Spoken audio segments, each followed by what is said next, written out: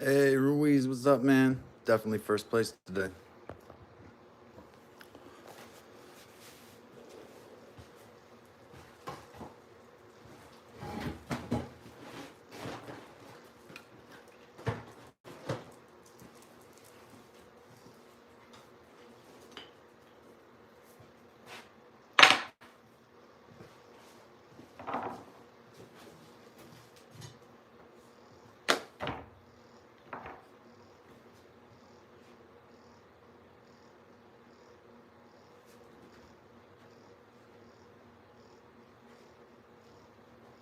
How you doing, Ruiz? Make sure I turn my volume down here. Hopefully y'all can hear me and all of that.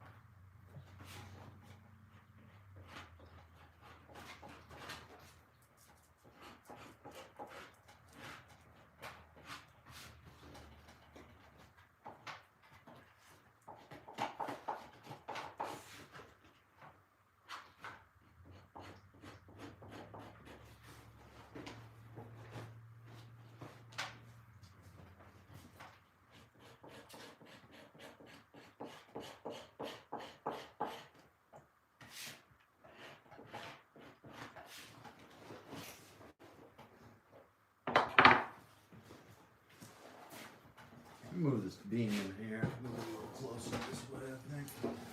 I'm gonna chop on back a little.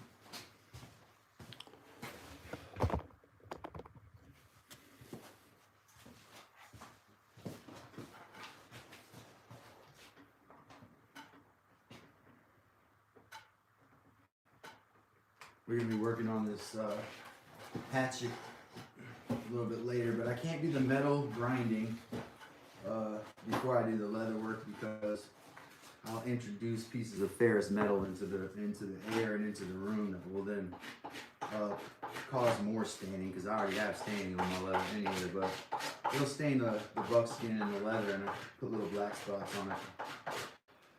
So I want to make sure that I scrape my leather and do the breaking stuff I need to do, moisturization bit first before I start grinding this mallet down. This I keep calling it mallet. Grinding this hatchet down. Trying to get my mind off personal drama here. I might spill personal drama though at some point. You know how I do it.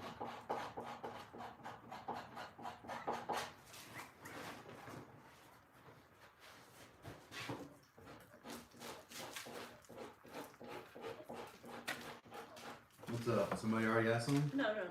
I thought I missed something. But my phone's there now. Mike, welcome everybody. Spill the tea, bro. I was gonna say, I didn't hear what you said before, but what we said. Well, give me a minute. Let me just get myself orientated, as the British say. Let me get myself oriented.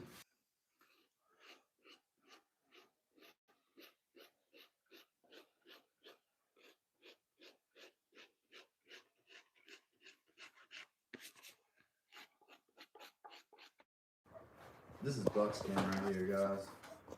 It's a combination tan. I put it in oak bark tan for a couple weeks. Strong, changed regularly and stuff like that. I have to do it. It's speeding now, unfortunately. I could do cold, but not snow cold chat. Putting all cats. Snow cold. That's why he lives in Texas, I guess.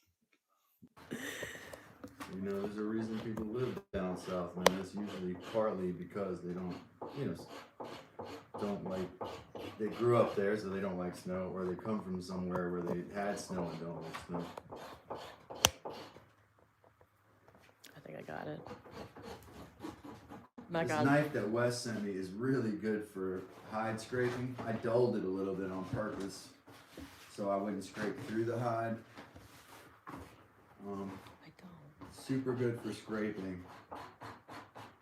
Mike Osborne says -26 feels like -44. Yeah, my gosh, no thank Both of those feel like imaginary temperatures. Yeah, no, it is like when you get there, you think you're imagining that you will have like hands and fingers and a nose in a few minutes. Don't even, like, some gloves, don't even try to put them on in temperatures like that. As soon as you sweat a tiny bit, it freezes them to your hand.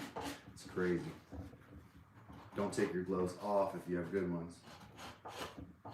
It's just a minute to a normal hand, like a hand that's not acclimated to that. Like, you can acclimate to a certain point to cold temperatures. Just like you can, I guess you can acclimate to hot temperatures too, but I think that I would struggle with that. I would always sweat a lot and dehydrate. But you can, but a person not acclimated to it, like you get to the top of Everest and you take your gloves off or whatever. You know,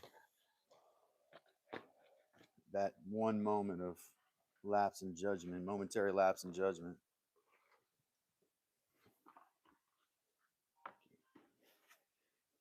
Welcome to Dad's Workshop. My name is Calvin. I have all my fingers currently. Knock on wood, very superstitious. Right now I'm scraping this piece of combination tan buckskin that I made. The hatchet that you see, I'm going to work on that in a few minutes. That's a hand forged hatchet. I didn't forge it, but I got it from Ron, who forged it.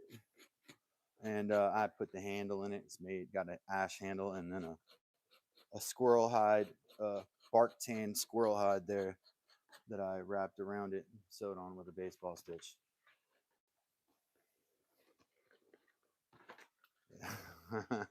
Is that the vibe, Ruiz? Is that the vibe?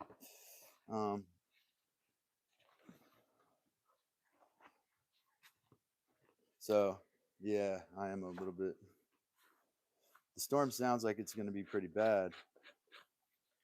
I picked up a couple of. I saved money, man, and for this type of situation, and because I was worried about possibility of losing power pretty severely for maybe a couple of days down here, I got I wanted to find a generator. You know, I'm sure many of you would understand that.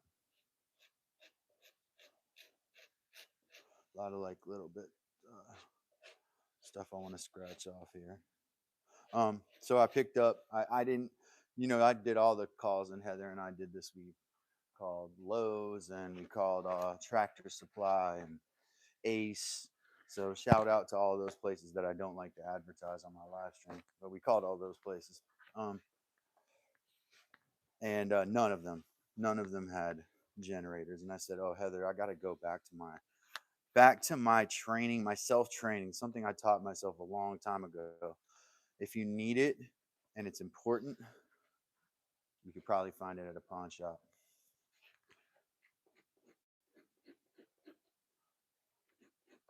In a pinch, if you need a piece of equipment, the pawn shop usually has it, and you can get an awesome price on it. So I called the pawn shop yesterday. Guy's like, "Yeah, I got 3." He's like, "I got 3 or 4 now. Keep this in mind. Here in we'll call this town. I'm close to this town called Canita. Let's say I'm in Canita, which I kind of am. People came down here from Raleigh or from Raleigh and up from Goldsboro and these other places in North Carolina, and they took all the generators out of the store. They picked up all the generators, and the stores are now empty of them. But then it's not because of the people around here, because most people around here couldn't afford them, right? So it's not us here that bought up all the generators. It's people from outside the community who all the generators were gone in, name the big city, right? It'll sound like not very big of a city to you guys, but name the city around the area or even out of state potentially. And they got these generators, and now there's none around here. But none of them even thought, hey, I should call my local pawn shop, where every item they buy is priced to sell usually. and they check to make sure it's working, right?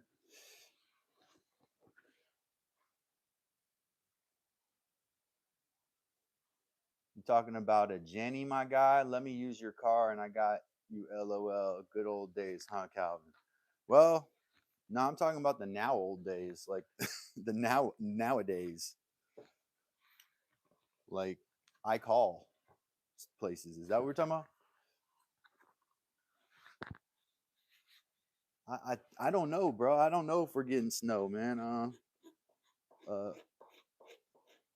the model looks different every time I look at it. You know.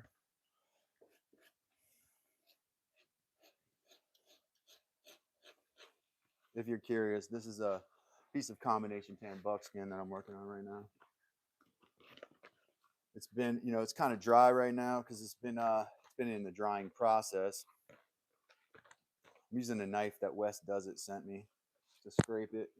It does a great job. I can kind of bulldoze it a little bit at a time, give it its individual attention. So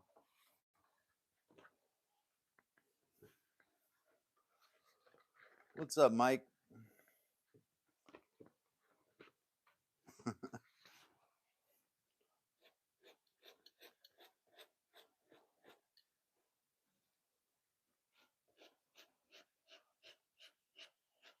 So I called the pawn shop here. Let me make sure I tell the rest of the story. Called the pawn shop, and the pawn shop had several generators. And so all these people probably drove 60 miles to come to this town and fleece all of the stores of their full price generators. Some of them may return them to the store unused if they don't get into a pinch. Kind of like back in the day, making a collect call and like just saying who you are, and the person knows what to do. It's like a code word. Back in the days of collect calling, speaking of back in the day. Welcome, Mike is making stuff. Shout out to all my members and word of appreciation to all of them out there in the world and on the live stream. Thank you to all of my members. Ruiz is a member. Mike is a member. So thank you to those two guys who happen to be here and present. Everyone else that's not present, thank you to them. Anyway, I got these two generators from the pawn shop yesterday, and I do believe I got a pretty sweet deal. They started super easy. They're those Honda ones. What do they call them? Honda. Man, I'm so blind. Predator 4375s, and they're like one that was brand new. I sent Mike a picture on Discord like right away because I was like super proud of myself because it took 20 minutes to pick these generators up, and everybody from was going around the world and paying for generators too powerful for their situation or whatever. Buying them out of stores and probably not necessarily intending on using them, which I can actually understand a little bit.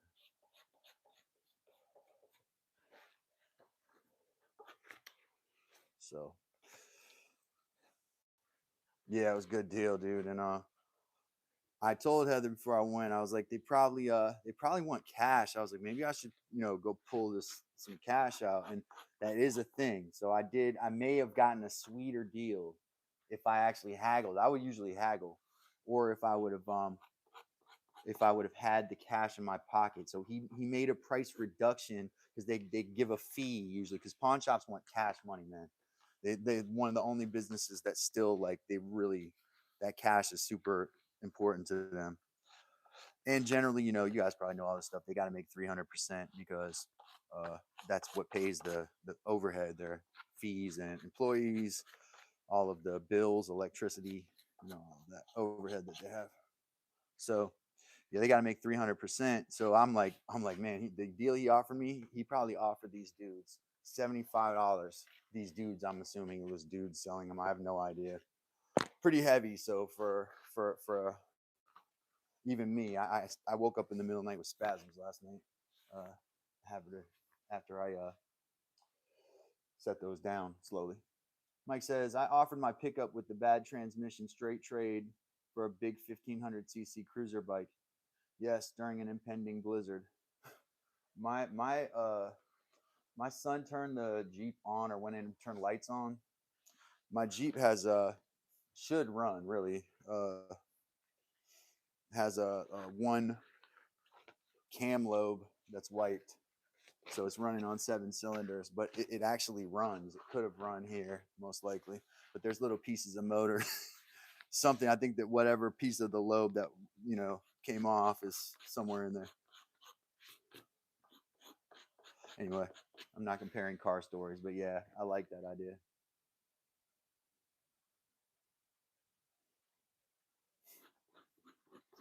No, that don't sound half bad.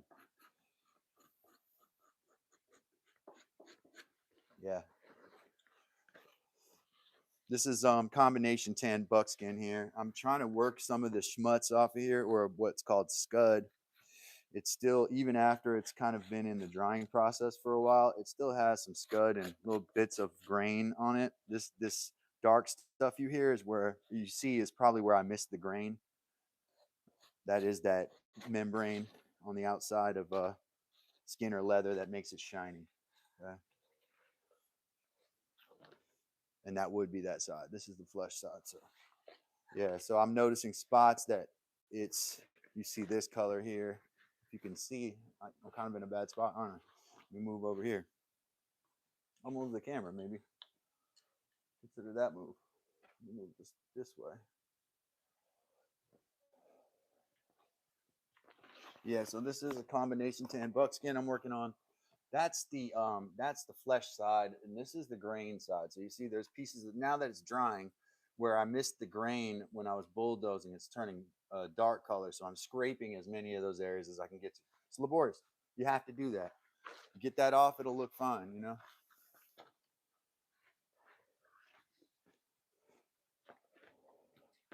So I've been working at that with this knife that West Does It sent me. So shout out to a member and a friend of the program at West Does It.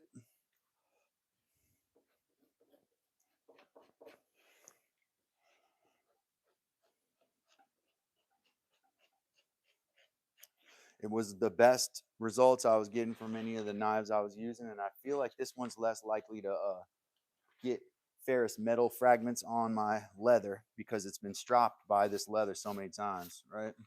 So I'm actually, unlike, you can kind of see how the blade almost looks like stainless, but regardless, it's been stropped by scraping this leather so much that there's no like little metal bits anymore.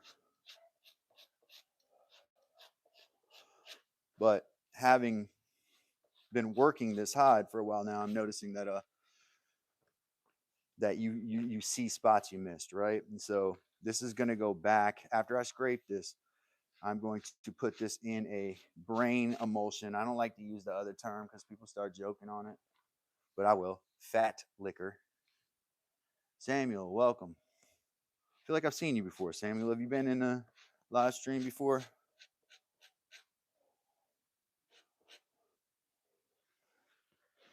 Hey, if you are here, definitely subscribe, or I mean, click the like button. 12 likes is pretty low. We got a lot to do in here today. I'm not just wasting time. I don't do that in my live stream. I'm actually doing legit work. Trying to scrape these. This is a piece of combo buckskin here. That means I used oak tan to, like, I made oak tannin liquor, bathed it in that for a few weeks, and it's been soaked in a fat liqueur as well. Notice how I say that, so it won't be said the other way. Um, and so it's being broken now. It's in the breaking process. It's going to be somewhere between stiff and supple. Probably not stiff, not supple is where we'll be with this. But it needs a lot of scraping because there's still stuff on it. So as much, I'm going to scrape it as much as I can today. I'm not maybe going to get everything off. And then I'm going to put more of this brain mixture that I have over here. Brains like that. All joking aside, you do this for a reason. Brain has this is traditional craft, so let's make sure we don't. I'm not trying to gross you out, but Brain has lecithin in it, which is an emulsifier, and it takes fats. An emulsifier takes the fats in a given substance, aqueous substance, and can you tool the thicker stuff a little bit? But this is deer skins, Mike. So they're not real. I don't have that. I got one buckskin now that I think is going to come between 6 and 8 ounces, I think. And maybe that one I can tool, Mike. I think you could tool any of this stuff a little bit, but it's not going to tool like 8 ounce store bought veg tan leather. That stuff comes from cows and horses and stuff like that, where they have a way thicker skin. But you can tool it a little bit. I've been toying around with the idea. I just haven't just so much other stuff to do too. Yeah, okay. Oh yeah, Sam was here yesterday. Yeah, big day yesterday. Career live stream. 139K viewers yesterday in the live stream. Way better than anything I had ever done. Hey, if you are interested in this type of traditional craft, become a member and you know, we can share stuff. 2 ounce veg tan. Yeah, this is probably around that. Mike. Yeah. Hey, what's up, Pat? Small woodlot.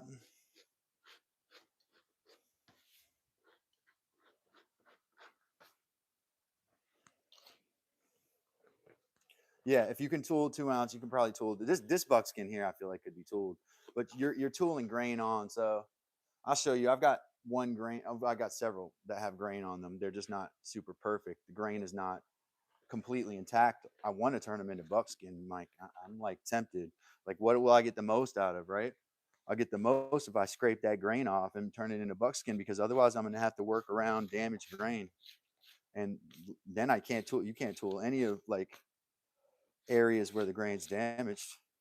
So that perfect stuff from the commercial tanneries that you get from the tan shops, you know, that they have that advantage. They have the factory, they have like their materials down to this is the home tan stuff. It is definitely different, you know. And it depends on the animal, like you as you know, deer. Most deer are like in this real kind of, I mean, thicker than raccoon though. I come becoming accustomed to thinner leather, I think. Yeah. Yeah, wallets are like 2 ounce. Yeah, that makes sense. This buckskin's probably, especially with the grain on, was probably a little more than that, maybe. That buck I have in there, that bucket right there, though, that buck I took, that one crazy thick. I mean, that is like 6 ounce leather. Wild Kent forage bag. Yeah, well, stick around and ask questions, because there's people in here, not just me, but Mike and other folks that have done stuff like this. Not necessarily me as much as, and I need gotta pay homage to all of the very talented people who are members of my channel and also in the gallery right now. There's a lot of people watching who know these crafts. So if you have a question, throw it in there, man. Forgetful and bald, and I'm a little of both of those too. Um, and let's see if we can't get answers to your questions. You know, and you don't have to go to AI and maybe get a bad answer.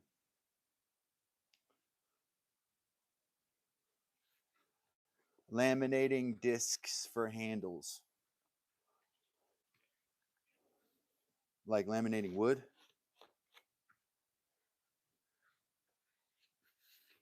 East wings, est wings.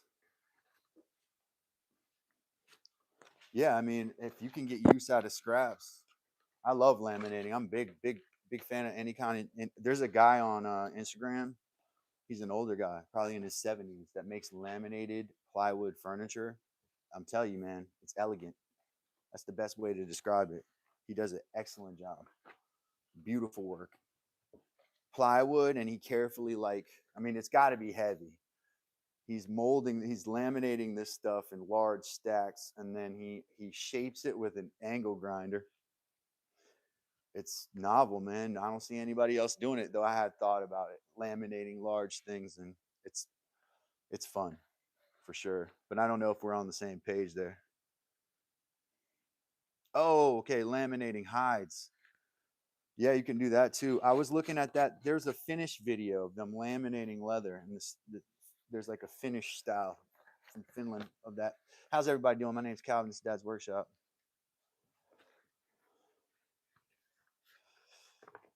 Glad you're here. Right now, I'm working on this combination tan buckskin right here, and I'm scraping out some areas where I missed the grain. We got lots to do today. This hatchet I'm going to grind down to where where Ron bent it around and it met. It didn't join all the way, so we're going to take it down to that point in a little bit with the bench grinder, really carefully. But all of this is made by hand too. This is raccoon leather here. This is from a deer. The handle is from a squirrel. So legitimately tanned all those animals to make those components. Yeah. I, I just say, if you feel like doing it and it's some kind of a craft thing, by all means do it. When I was a little kid, I was already like doing this stuff. I think I told somebody before I would like dig up clay, make things out of the clay. Pretty good things too, because they were teaching us in school how to do it. And then fire it like in my oven and go around the neighborhood and try to sell it. That part I'm not proud of, but it's okay to be a little entrepreneur. I'm not as much about the selling of stuff now, though I don't mind selling things occasionally. I try not to orient my whole approach to this thing on directly selling things to people.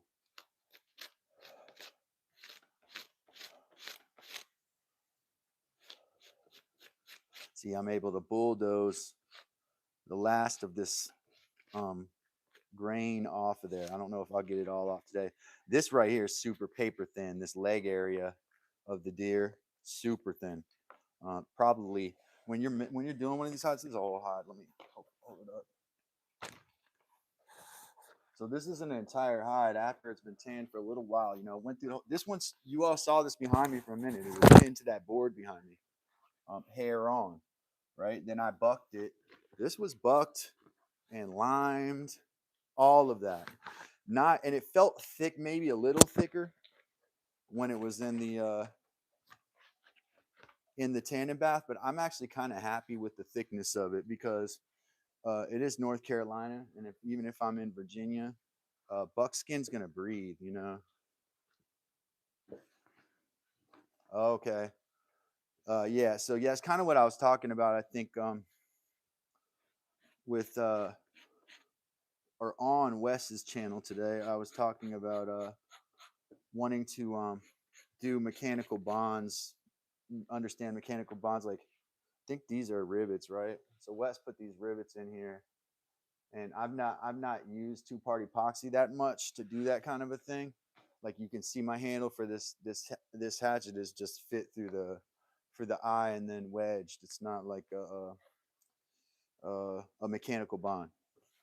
I think that's what they would refer to that as. If you correct me if I'm wrong.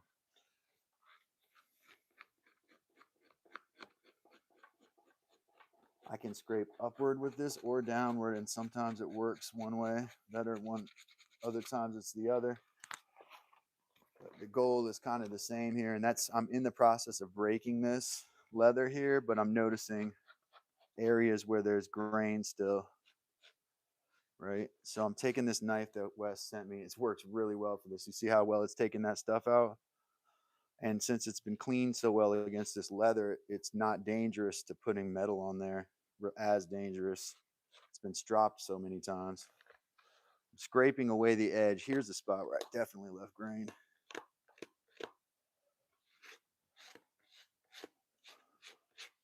Then after I scrape this for a bit, I'm going to add another brain-based emulsion that I have here.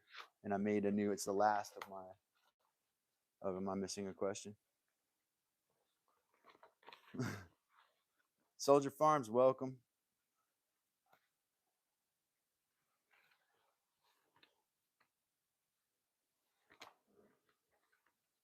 Peened pins, and he used epoxy as well, right? Yeah, that's what I thought. Sorry, I'm moving it. I'm trying to get my beam away from it. Yeah. It's sliding a lot. Let me put it up against this. I think I have my brakes on, so kind of turn it this way a bit, maybe.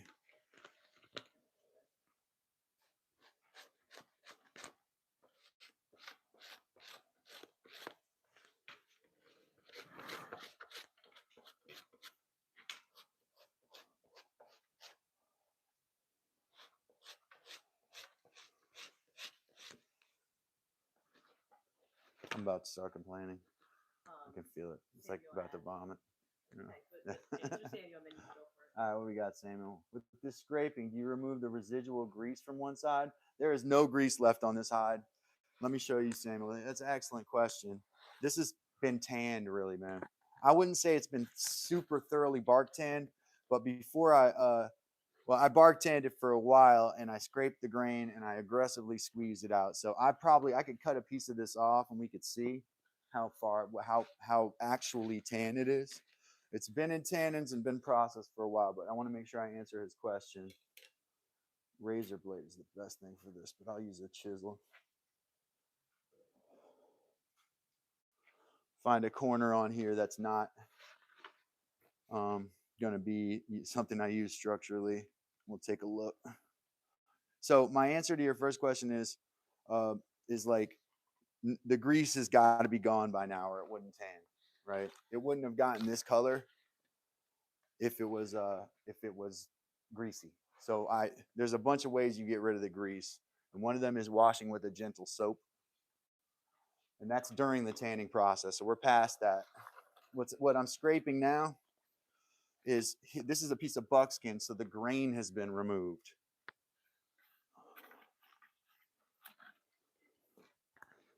So to give you an idea of what grain is, because it took me a while to figure this out, you got to have a book or an instructor or someone to tell you that's the grain right there. Okay, in this case, they call this pebble finish, but the grain is that skin, right? That membrane there.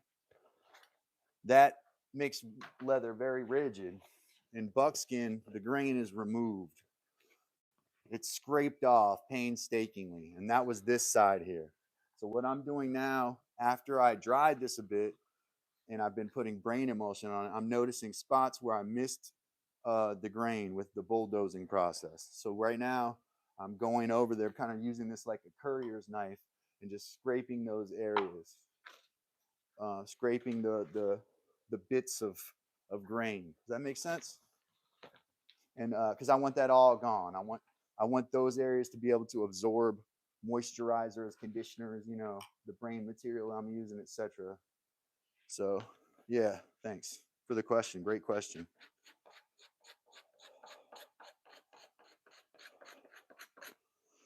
And with this knife, I've noticed if I act like a draw knife with it and put my weight into it, it'll kind of act like a tiny draw knife for me. And I can focus in energy on smaller areas right here. There's some grain still. Sometimes bringing it toward, I'm not scared to move it towards me either. I dulled it on purpose to make sure that it could handle hides without breaking through. The hide, I don't want it to break through. And this, you can see there's spots here I still have to scrape a lot. But typically, this is probably going to be the outside. So this will be what you see. I want this side to look as good as that. So it's going to take a lot of scraping. Hope that answers your question. Hey, welcome, Konstantin from Ukraine.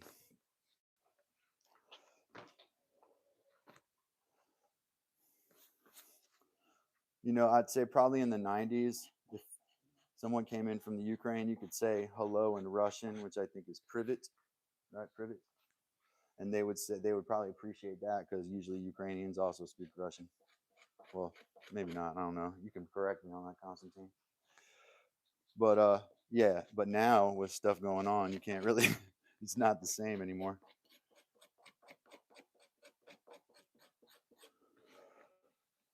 Grain right here.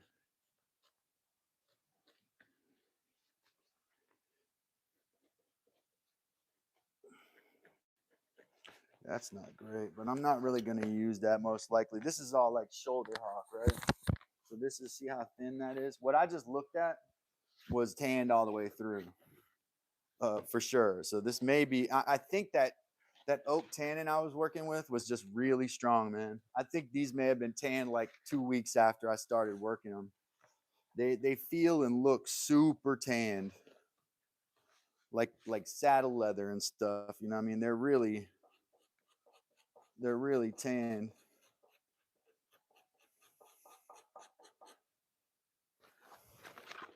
I threw that other hide you saw a few minutes ago. I threw that back in the tan bath again for a little while.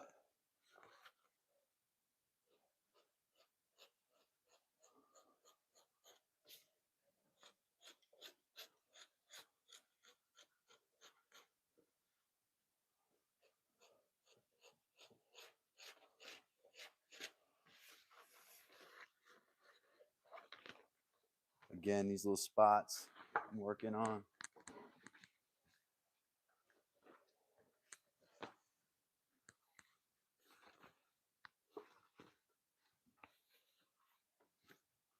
That's right. Mike's from Spokane.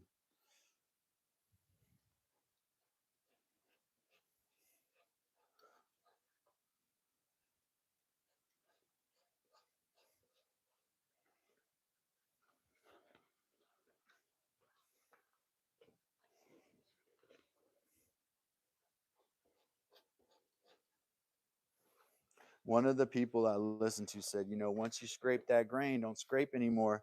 But I think that they got to be careful about saying that because there's a lot of, other than the grain, there's like a lot of tissue kind of still around. And I think the grain can be missed. Like that's a lot of scud right there.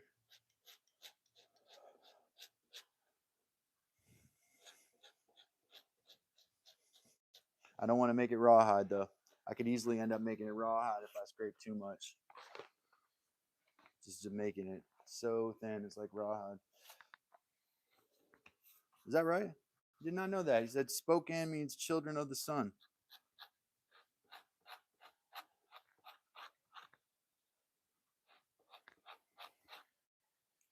One of the first accounts of the people of white accounts, that is, Europeans encountering the people of the Pacific Northwest, is by Captain James Cook.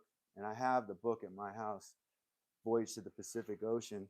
And there is an illustration in there that he makes of the people's whalebone houses and the totem poles, both of which you only find up there, right? He was the first like Westerner white. Maybe the Russians were over there at some point, but he was the first to like document it, the contact.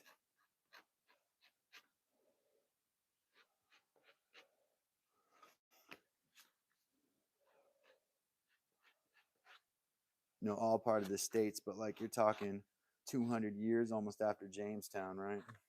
And still, those people were untouched by Europeans in a lot of ways. Yeah.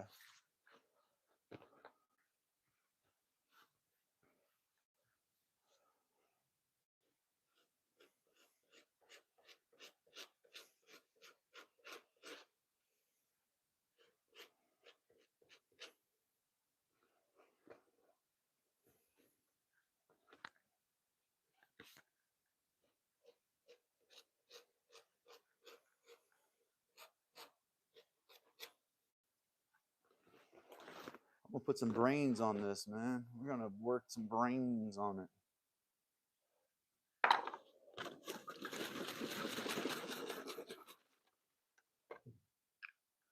But I think the best place to do the brain stuff is like, I put patchouli and bergamot in there too, so it smells good.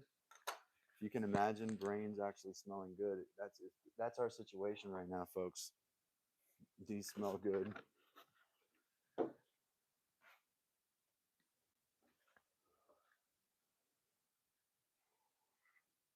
Let's see, let's get I think that's all right. That'll work. I just don't want to waste any of it, so you want to work it. Try to get even distribution is what you're trying to do here.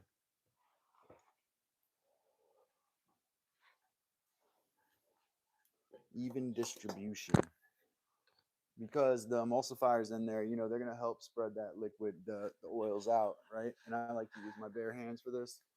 because it tends to like be kind of good for your fingers, good for your hands, like it moisturizes well. So this is brain material, and I still looks like I need some serious scraping here. It's all right, we'll get to that. Hope there's no schmutz on this board that I want to deal with. I should probably lay down some cork or something. There's wax there. I don't want that on there. Yeah, be more careful than me about putting stuff down. I should have thought of that before the live though. This needs to be scraped off here. I'll have to scrape it in a little bit. Let's moisturize it from the middle. It can still be scraped again.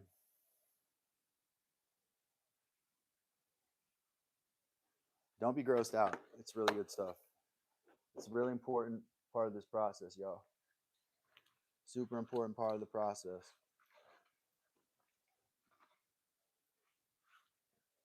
Kind of solidifying a little bit, I'm seeing, because of the temperature out here. It's a bit chilly. Oops, don't want to lose any of that.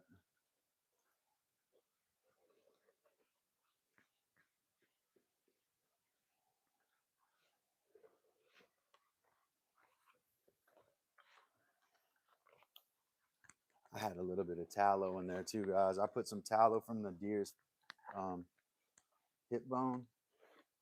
I gathered some from there and broke it up really well with my fingers, warmed it up and put it in there. This might have to be warmer. That material got like really cold and chilled out, and so some of the oils I think solidified. So we're gonna have to work all of that in by hand. Man, this stuff absorbs a lot though. It's different than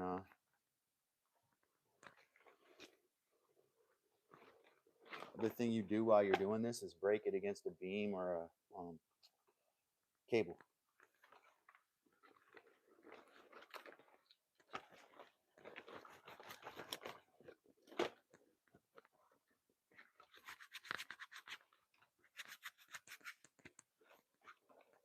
I should have probably moisturized it like this. I should.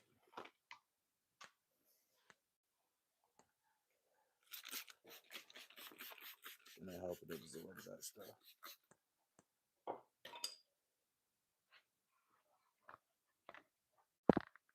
Yeah, it's so cold. You can see it's solidifying some of the oils and fats in there. But we can work that. I've done this in the cold before, so it is possible. You just got to work it harder.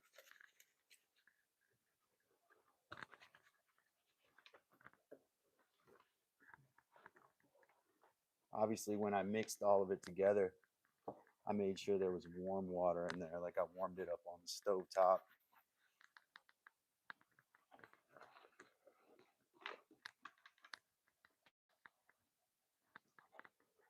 This stuff is going to help condition this so it's not so porous, right? That it can't resist any water. It's going to also help it become more supple so I can work it easier.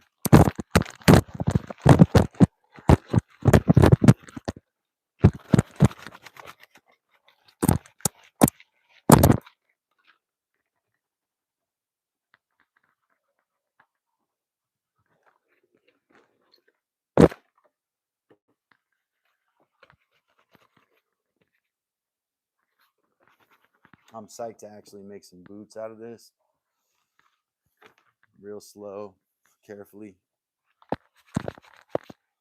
I feel like it's the right texture for kind of any year-round boots. Uninsulated. Now, if I insulated it or lined it, I could see that being really warm. You know, pretty much limited to warm weather stuff.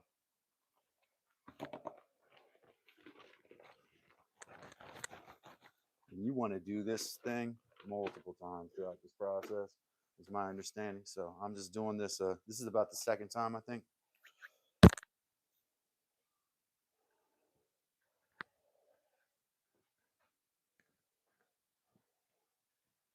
So I'm trying to make sure I get my angle right, guys.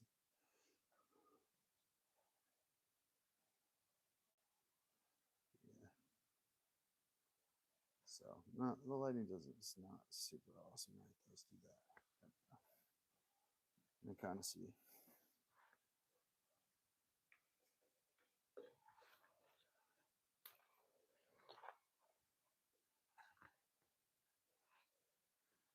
Thanks for the likes, everybody. My name is Calvin, by the way. This is Dad's Workshop.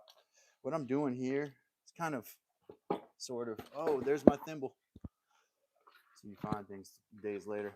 I'm kind of sort of working in this piece of buckskin with brain material and so forth. But I'm going to put it over on the beam here for a second so I can kind of pull it against the beam and stuff. And then I can get my hands on it fully. It's so cold out here, it's not letting me break these oils down as easily. When I bring it in, I'll probably work it again. Actually, I got a heater right there. I just heard it go off. So, oh, I got a heat gun.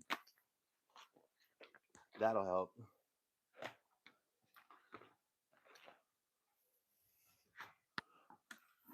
I want to liquefy some of that oil on there a little bit. So I'm going to use a heat gun.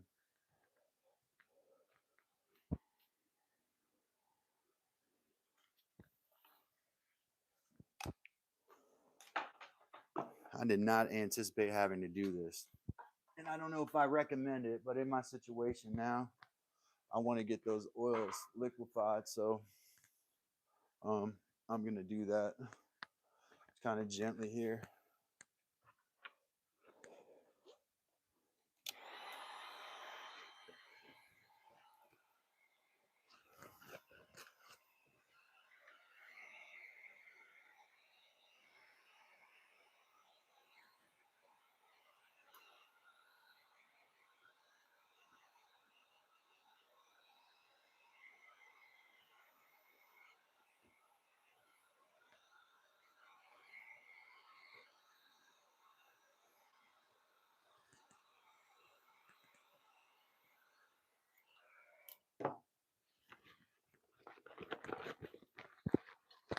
I'll tell you that helps. How about we'll go and I'll stick with that story.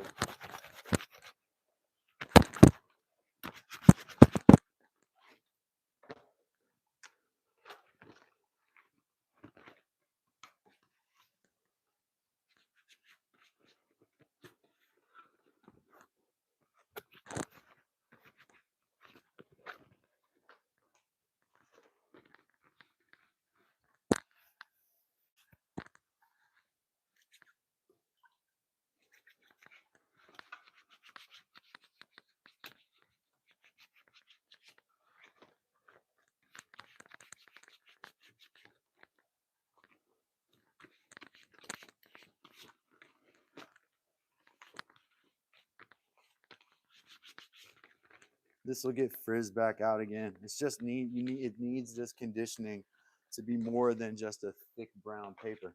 You know, like this is the part that like this and the pre-leather process I think are key to what your leather ends up like, and that's what all the books say. That's what all the experts say. So.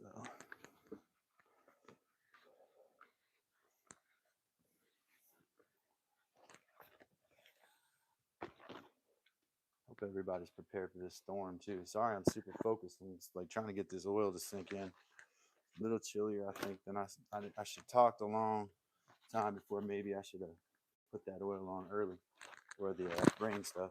The other thing I can do is soak these and then just put them in the emulsion. Right. This is the more thorough way of doing it. To apply it, and I think I'm going to soak this in the actual emulsion too. I could roll it up and also moisturize the other side. It's one thing I'm going to do right now. That'll help that stuff work through.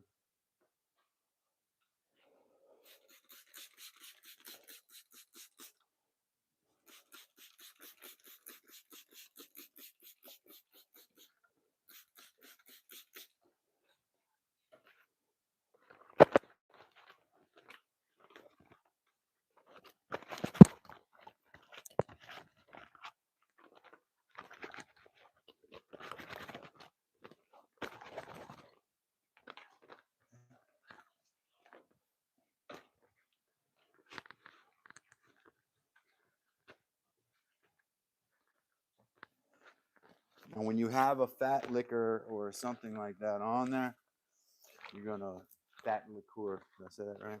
You're going to pull this outward. It's going to open up those Gonna open up those fibers and let that moisture in there.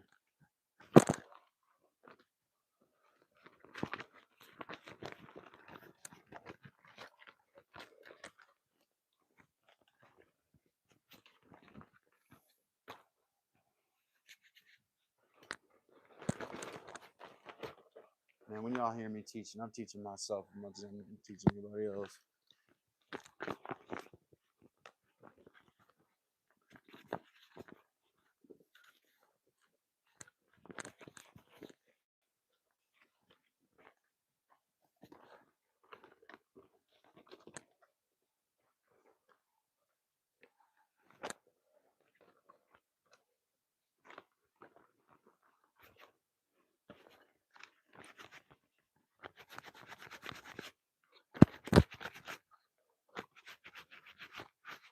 People don't do well in storms and cold for long periods of time.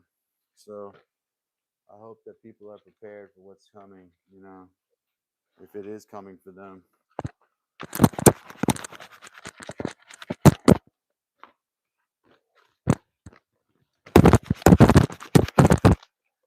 Oh, it smells really good because it's got patchouli and bergamot oil. I put it in there to just make the brain mixture smell better.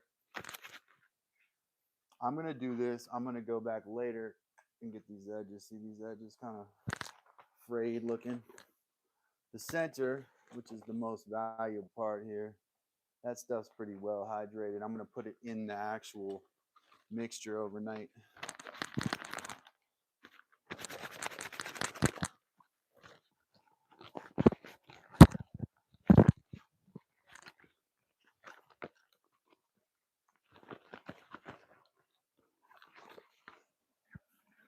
Putting Heather on the spot there, Mike. But yes, I do. We actually value massage here. We're big on the power of massage. This is that first piece of leather, right? So grain on here. This is going to be part of my apron, probably the top, maybe the bottom, because I got to decide what's going to take the most moisture, because I can waterproof this better by oiling it. So this is going to be the bottom part of the apron right here, to give away what I'm about to do in a little bit, not today. This raccoon hide here is going to be hemmed over. This raccoon hide will be hemmed over and will be a pocket on the apron, like a large pocket. Can y'all see that? All right, so the raccoon hide is the large pocket on the apron, and then that big piece of buckskin you just saw will be the other parts of the apron. So the upper or lower, haven't decided yet. That will be upper or lower. This will be the other part of it, right? Now, this will be the main pocket that will go in the middle of the apron. And I'll stitch it up with everything that I've been studying, give it the best possible chance of being awesome, you know?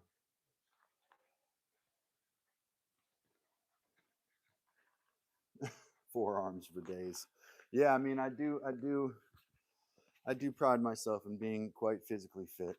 That is one of my things. Try to stay physically fit. Try to take care of myself. Do the best I can. Let's bring these other hides over here. These ones are ready to go into whatever liqueur. I'm passing the camera here and don't want to knock it over. I have to do this before I do any of the stuff with metal, because and this is all right. So this is facial skin from a deer. Not to gross y'all out, but yeah, this is like facial skin here. That's been bark tanned. It needs to be scraped. I'll give this a once over. Got my scraper over here.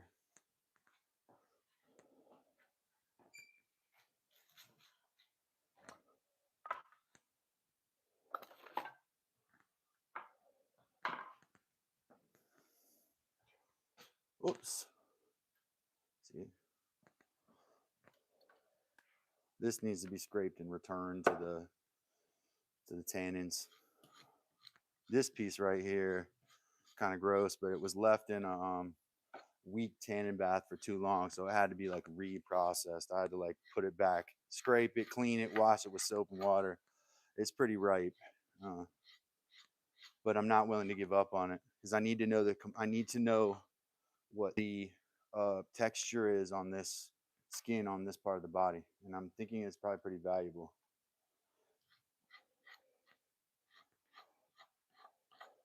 Trying to use the whole animal and respect the whole animal like that, you know, not just parts of it and throw stuff away.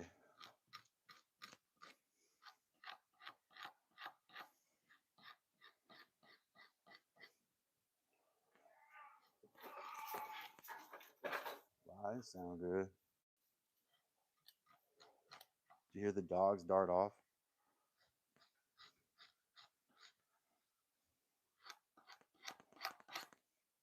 This needs to be scudded with a harder blade, I think.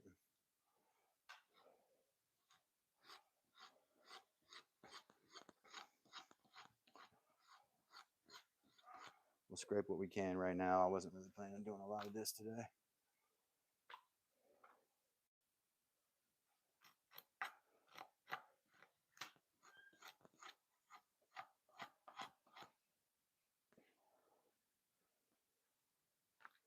All right, we'll call that a scraping for now.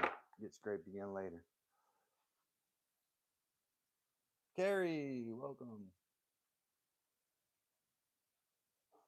And to make it, there's an award show that Mike needed to watch. All right, so that's grain on, and actually the grain's in pretty good condition on that. So that'll be a nice usable piece of leather, hopefully. That one actually needs to go back and heat into a different stack because I need to put that back in now in the tannic bath.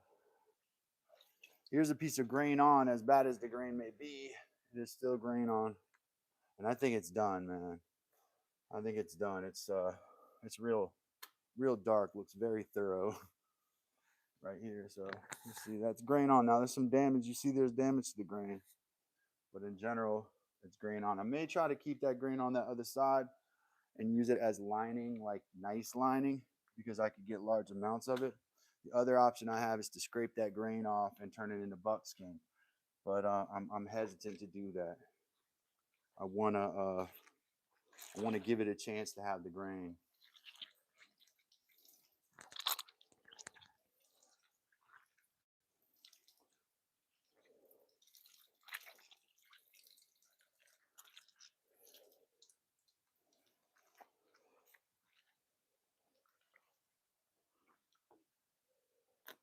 I'm gonna put this in a fat liqueur today with the other ones that you just saw.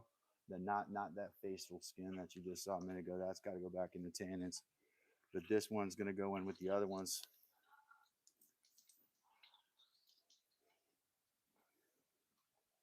Now I think part of the reason the grain broke on this, I mean it's all my fault, but part of the reason is I put it in lye instead of calcium hydroxide. I used sodium hydroxide, and I think it made the skin brittle.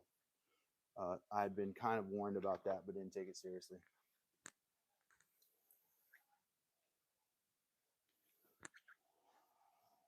So that's that hide, and I wrung that out, put that with the other ones into the brain emulsion.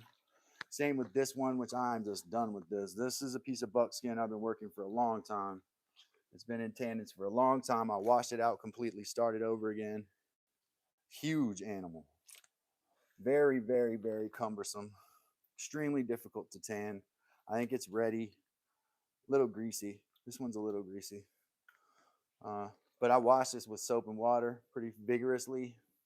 I think what it needs to do now is be dried out, brained, and potentially smoked. That's what I'm going to do with this one. We're going to put it on this beam, and I'm going to try to manhandle this, but it has a lot of weight to it.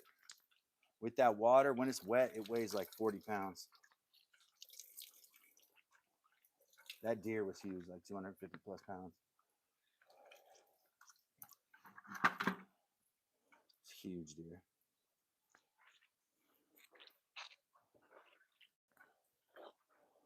I worry less about wringing these out, the buckskin that's had the grain removed, than the other ones because I don't worry about scratching it. With no grain, you're not really going to do much damage to anything.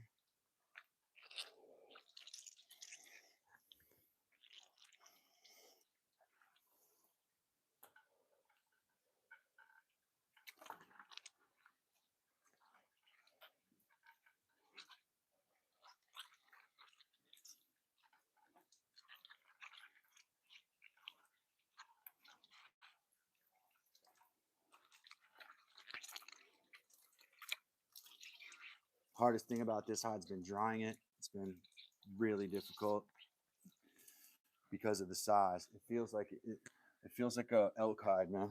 Look how big it is. It's like I'm holding it up. It's going down to my ankles. You know? Y'all see that? It's a white-tailed deer, you know. Not typical. I think y'all see all the way down. Like it's going all the way down. If I stretch a ruler on, it's like top to bottom. It's close to 6 feet tall. And I don't think I included like hawks on that one either. So it's just a huge animal. Huge animal. Next. Now I'll take a water break and get back to doing metal work in a second. Another piece of grain on. Leather here that I got to try to keep the grain on. I need to learn whatever lesson needs to be learned and just keep whatever I can with the grain. Seeing some spots on there I don't particularly like.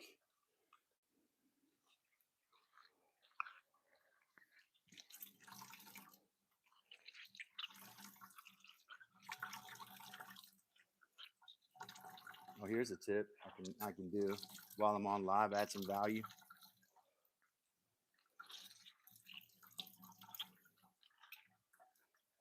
You want to know what spent bark liquor looks like. See how it kind of almost, if you don't know what you're doing, you almost would think that that would tan something, right? But that's like spent, used bark liquor. It's like a dark green tea color, or even a black tea that's been steeped for a little bit. That's still not very good. Needs to be very dark.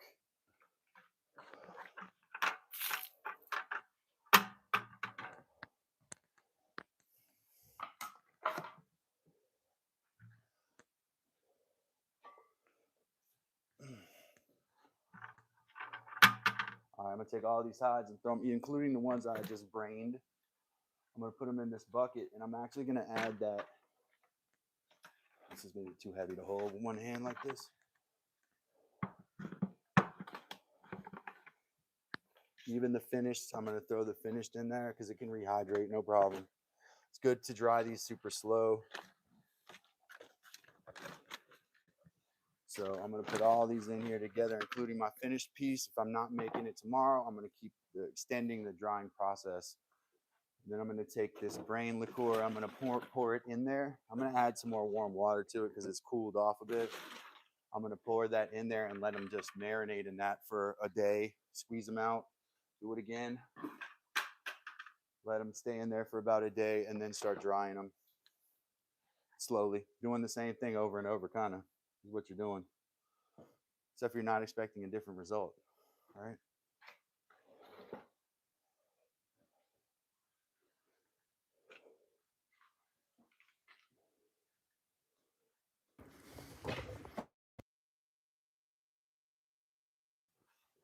There we go. Now it's going to be on, as soon as I take a little water break, we're going to be on to this next little segment where I'm going to start working this axe. Let me show you the axe real quick, because that's kind of important when you do a live stream. The axe was made by Ron LaFleur. Shout out to at Homemade 1970. That's Ron. He forged this out of spring steel. When he bent it around to meet, they don't meet unless, this is based on Ron's information. I don't know this stuff. They will not join unless you have another steel in the middle. So we're going to cut this thing off right here and turn it basically into a chisel axe that I can use for bark. So he made the head. I made the handle out of ash. Then I used a steel wool and oak gall to kind of give it that rustic grayish finish. And yesterday we used the squirrel hide to handle it, to do a baseball stitch and put this handle on. So that's where we're at. Also, the sheath here was made with a piece of raccoon leather and a piece of deer leather. So everything here, you know, handcrafted, hand sourced materials. And that's where we are with that. So give me 1 minute, take a little water break, and I'll do it very quickly. Move on. I've got my bowl of water so I can cool it.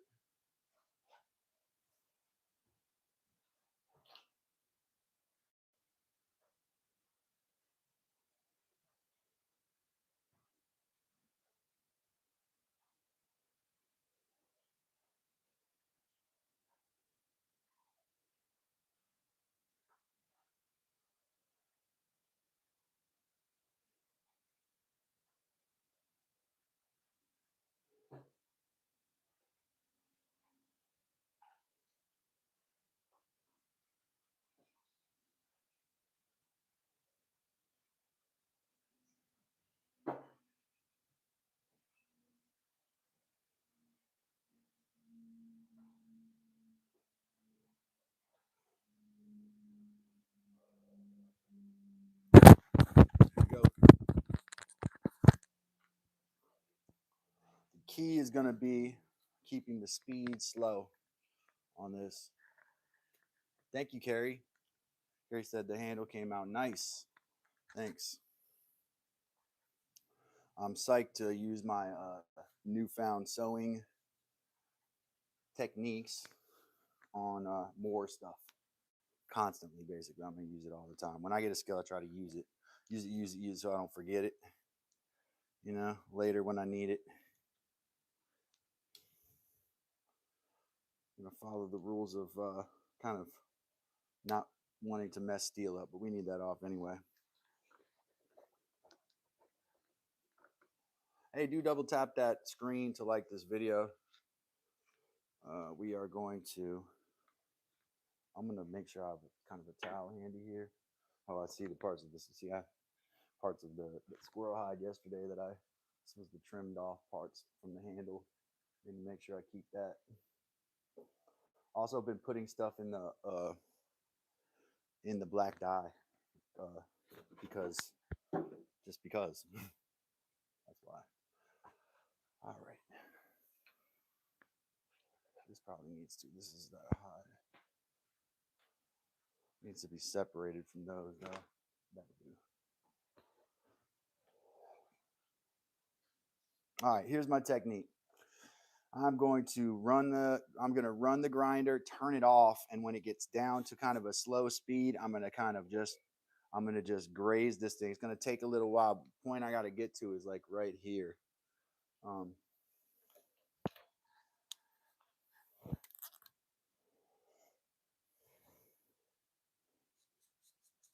And then because I'm going to use this to cut bark, I want it to have one edge on it like a hewing hatchet, you know, rather than two sharpened edges like a multi-use hatchet, like a standard hatchet.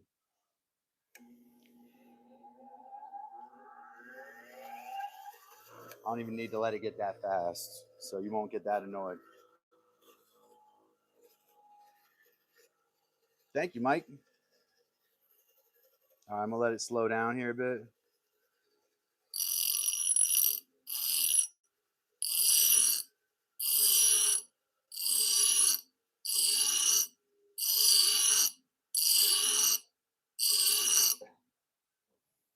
That's more like sharpening.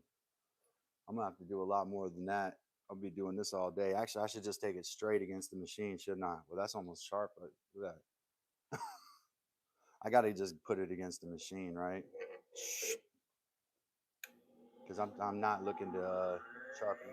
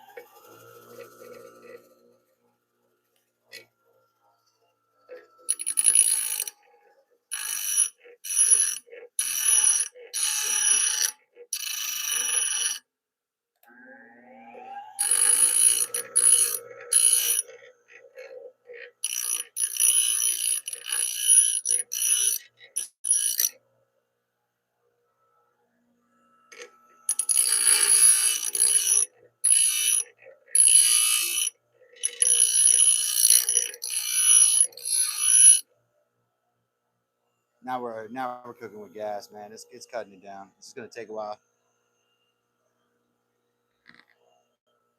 Use the corner of the wheel and cut it off.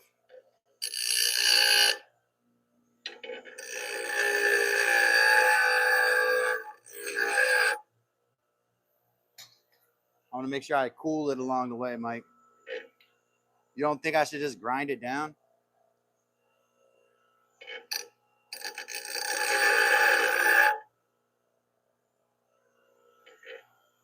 I can't get it. I can't angle it in there. I have to take the head off to do that. Hold on. Let's see.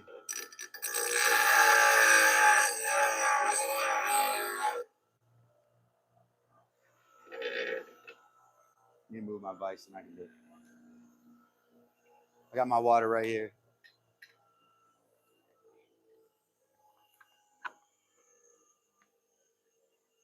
Yep, I'm going after that tail, Mike. Yeah, no, I'm going after it now. I need another angle. See? Right. You're right. So I got my water. I'm thinking my water should be right here so I can do a quick dip like that. Without, see, I'm looking for color changes to indicate that it can't handle that heat, right?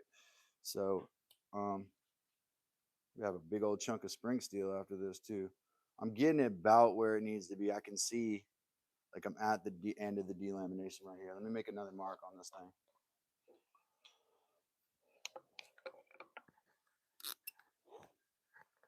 It is definitely, y'all see where y'all started telling me to put it to the edge of the wheel. That's there. I think it's all the way to the back of that.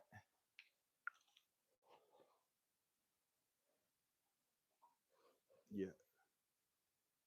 Hell yeah. All the way to the back of that. We're going to try to maintain that same shape though. I think it's still balanced even with that kind of snub nose on it. Like I don't mind that at all. You know what it reminds me of is Otzi the Iceman. Oh, I hope I didn't just get red marker on my wood. Otzi the Iceman, his copper axe.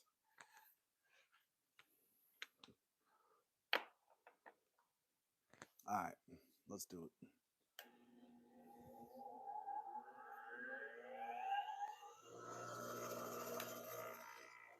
Got a ladybug on my water. See it?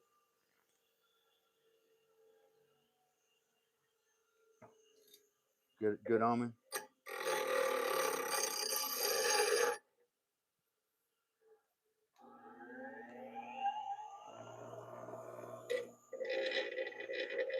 Edges are worn down on these bad boys, man. And if it ain't doing it, it's wearing it down now. For sure.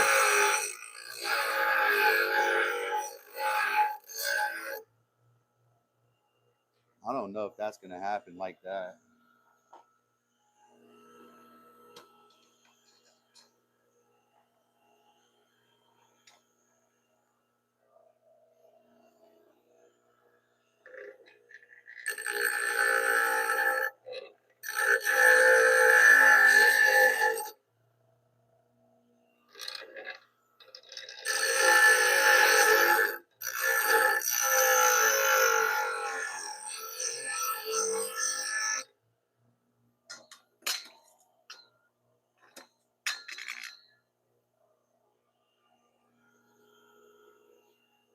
How's everybody doing? Welcome to Dad's Workshop. I don't think my numbers have updated in a minute here. There we go.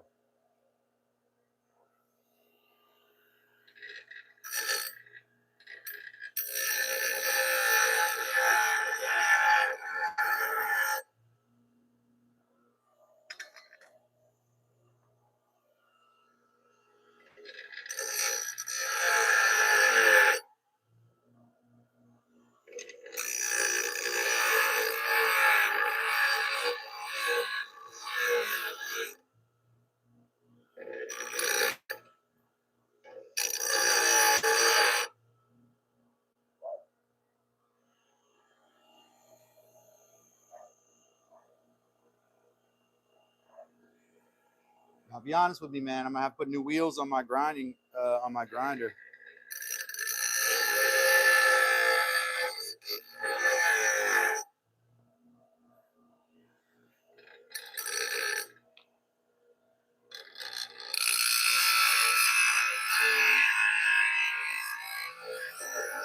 This part, I don't care if it untempers, like if it's the end part there, because that's going to be scrap anyway.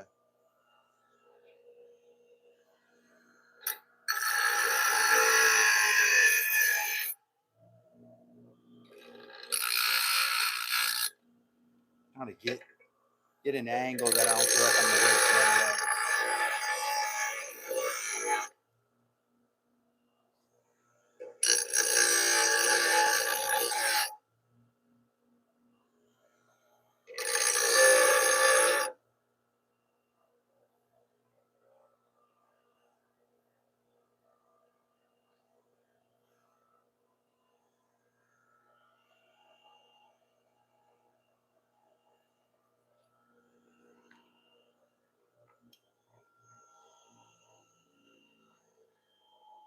That's about right. It's got to go to that spot right there.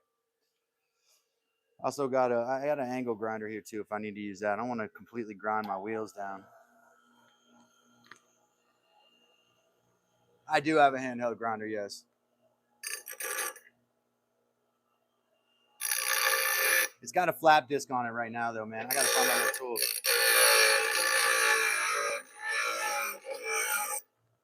Kind of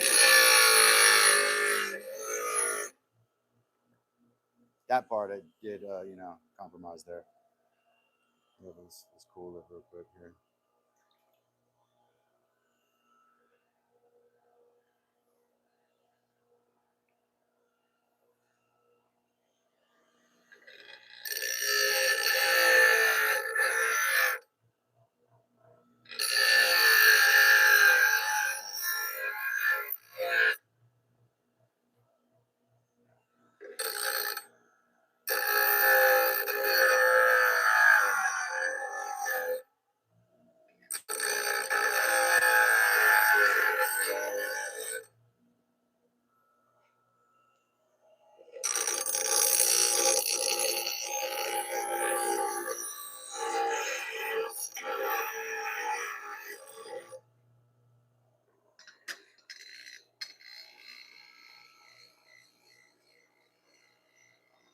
Nah, it's not a throwing axe. I'm actually just I was trying to balance off the what do they call it? The bearded shape of it with the but it could be a throwing axe though, couldn't it? I'm good at throwing axes actually.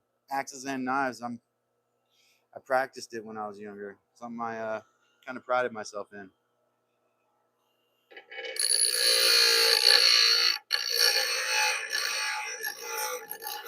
Good question.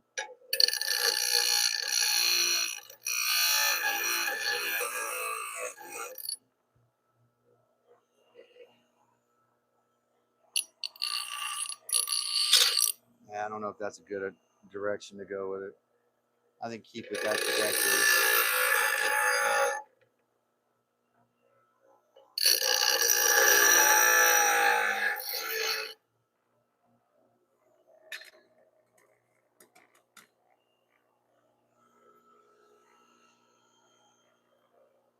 Still working on cutting the end of the blade off, so it's not super good yet. I don't want to get caught on this grinder over here either, so I gotta be real careful to make sure I'm paying attention. All right, see you later, Mike.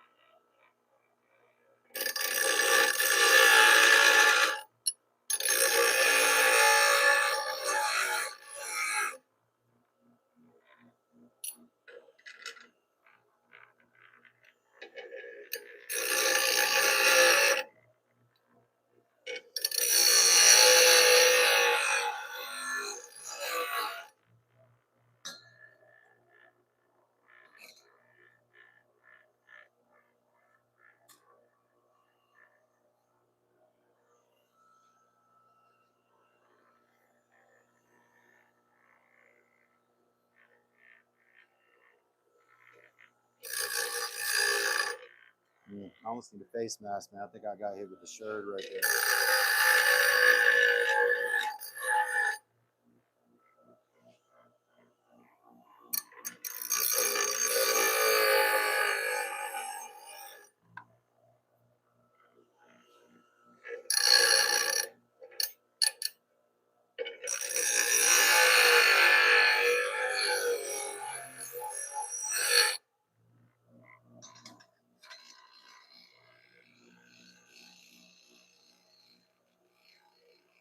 That's the best. I'm doing the best I can, Mike, to actually do that. I have to work like kind of this angle method to not cut into the meat of the last bit of the axe, right, which is right here. And it's fine because it'll be like a big chisel once I work it down. But I got to get it down to that spot, and I don't want to take any more off than that. So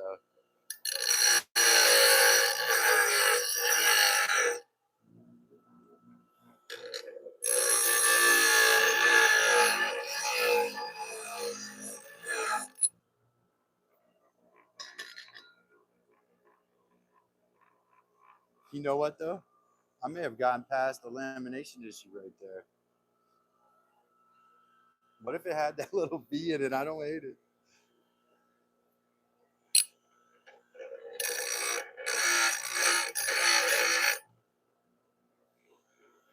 Looking for a crack. Nah, there's still a crack there. You can see it. Y'all want to see the V-lam part?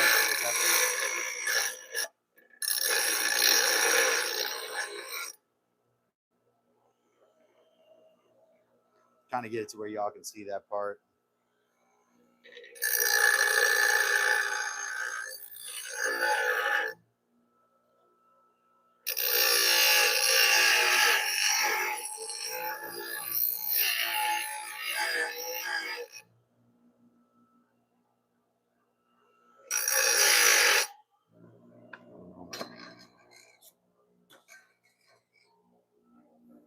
I wonder if y'all can get this on camera. See the crack? I got to get to right here. I got to get it to right here, like where you see that. And I'm trying not to go any further than that. That's the furthest I want to go with it. I have a flap disc down here, but I don't think that's going to do a whole lot on spring steel. This is putting my grinder to the test here.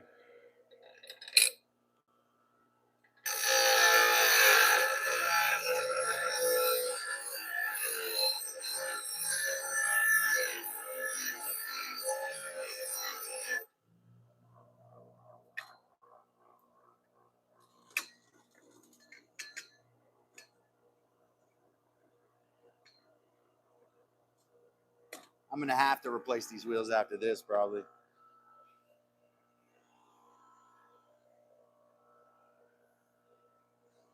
They're old anyway, I think.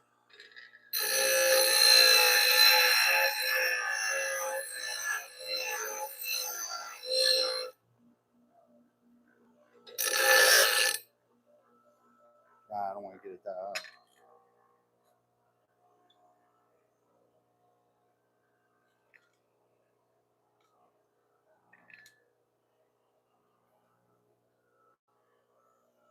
I got a cold chisel over there if I can get it down to like a...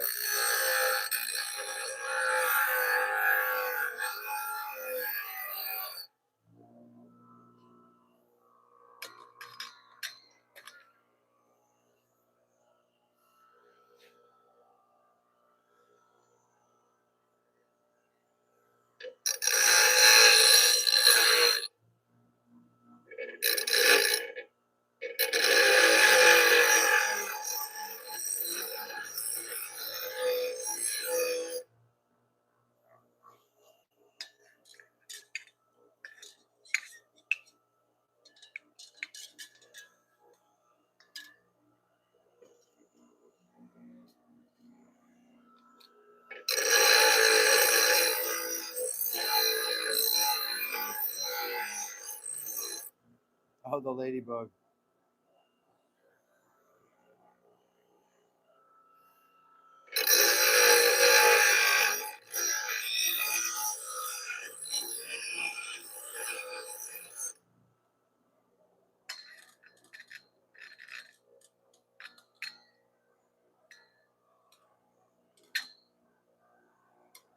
You have a plasma cutter. You know, this is a plasma cutter job, right? Hey, woodshed.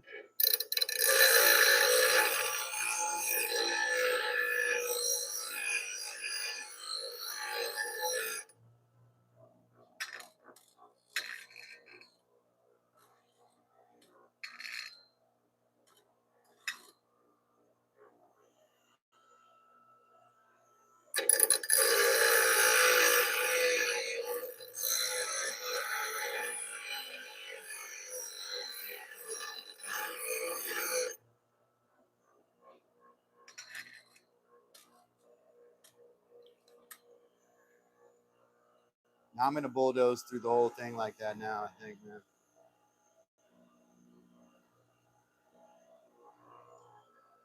So I've got like that mouth out of it now, so I think I'm just gonna punch it through now.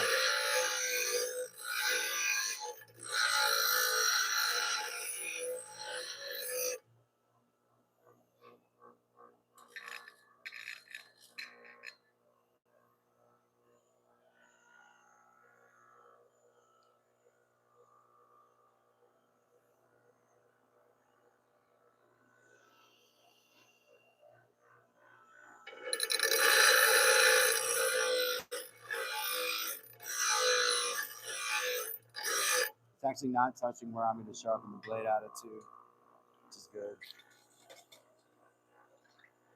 Hacksaw, you know, I don't think I have a hacksaw around here, man.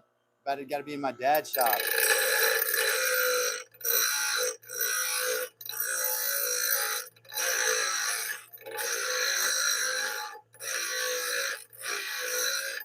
I think a hacksaw would take just as long. Like, I'm actually getting through it with no effort. All I got to use the tool. Use the tool, right?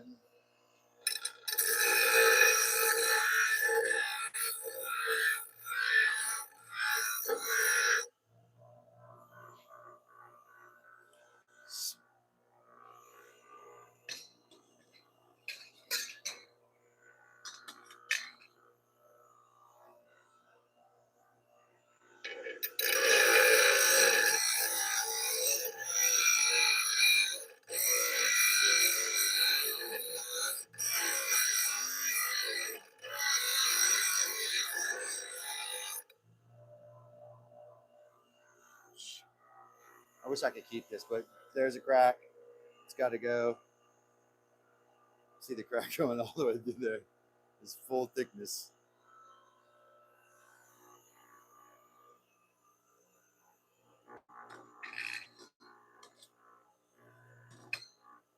Wish I could keep you, but I can't.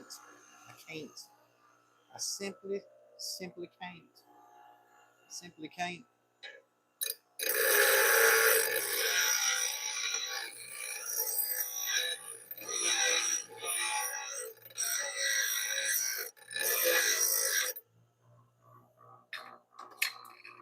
How's everybody doing? People want me to do stuff without the machines on. It's okay though. I'm not worried about it. We got to do stuff with machines on so I can get this axe head cut off. Got jobs to do in the workshop here. Can't worry about chasing views. Appreciate you. Hit that double tap that screen like this. Boom, boom. And oh, it doesn't work with these gloves on. Give me a like.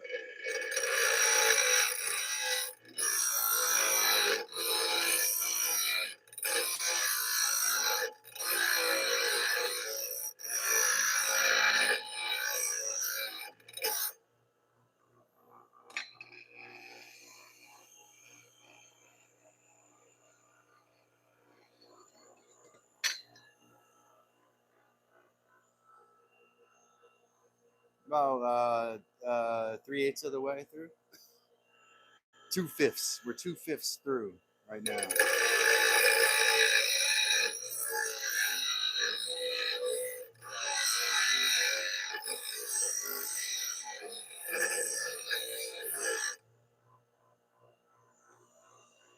Gonna be a strong blade because it's gonna be thick. Thickness is gonna be a factor. Ooh, I got it a little discolored there. That's beyond where the blade is. I gotta be careful though.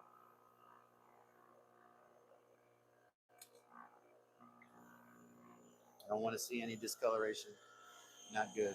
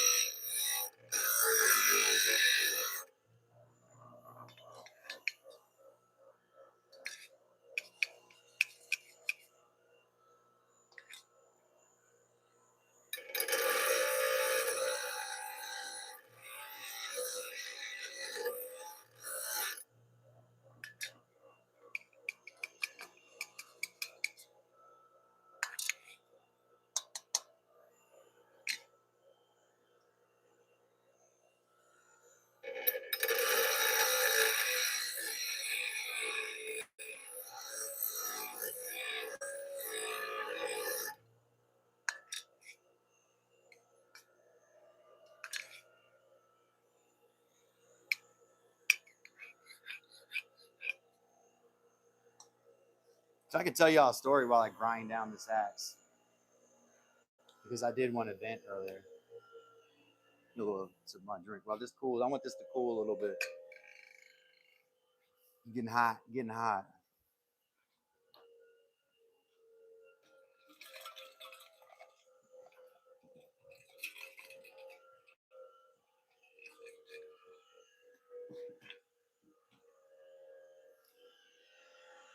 So I feel bad for guys, man, including myself. I have a lot of self-pity because I am divorced, and I knew there was no possible chance that I was going to get custody of my kids, because just the system, the way it is, just it wasn't going to happen. So, of course, my children, I have 3 sons. My children's mother knows that as well. And, you know, but you out of here, buddy. See you later, Caleb. Yeah, man, I'm going to be as safe as I can here, trying to. So like my, and I don't want to tell too much family tea, but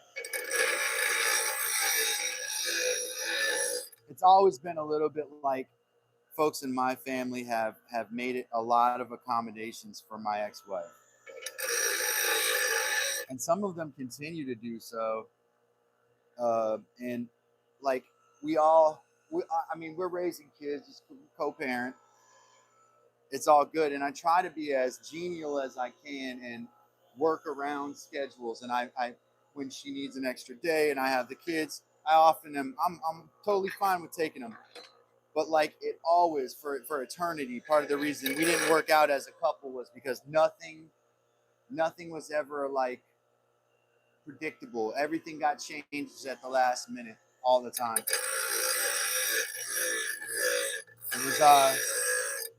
It was always, everything was up in the air all the time, you know. And that's what's happening, you know. Now is I'm trying to make accommodations and help when I'm trying to, you know, get my kids or whatever. But she will do stuff like to say, hey, you want to come get them before the snowstorm? I don't want to be snowed in with these crazy I don't want to be snowed in with these crazies or something like that. uh, um and I can chuckle at that or whatever, but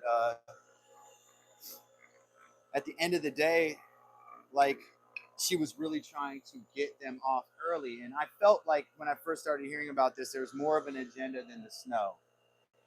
And so I just like, I don't get along with her, so I don't talk to her. I'll get text messages and I won't answer them sometimes, you know. But I kept getting more and more messages about, oh, so blah blah blah blah blah this weekend, and we can do it a little. We can switch the day if it doesn't work, which is not true. Like, or we could go back to the original plan if it doesn't work. I was like, no, because if I say I want to go do the original plan, I'm gonna get an argument. It's gonna be like as if we're married, where there's a fit thrown. Anyway, people don't want to hear me talk about that stuff, so I'll save the tea for another day.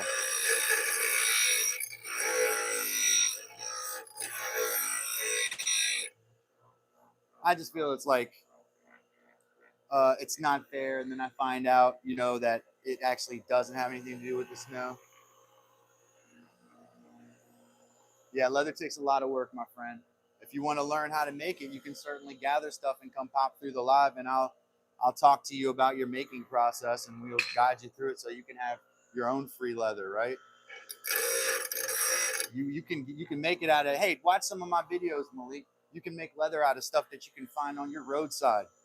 So go find you some roadkill and safely, if you live in a state where it's legal, and get you a couple trash cans and some oak bark and start tanning. You know what I mean? You can do that. Yeah, we do giveaways, but generally we do those to members first, then subscribers. Believe it or not, we're not rich here, Malik.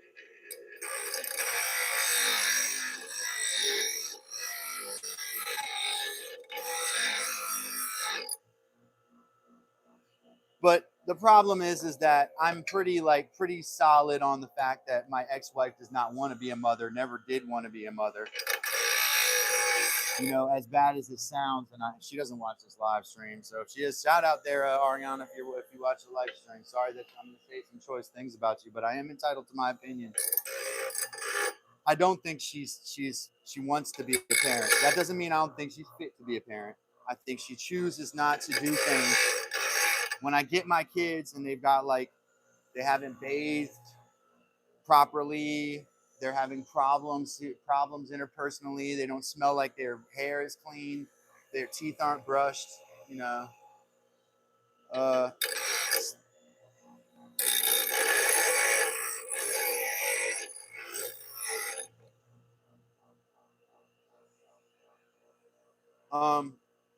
got to think about that, Malik. Email me at dadsworkshopcalvin@yahoo.com, Malik.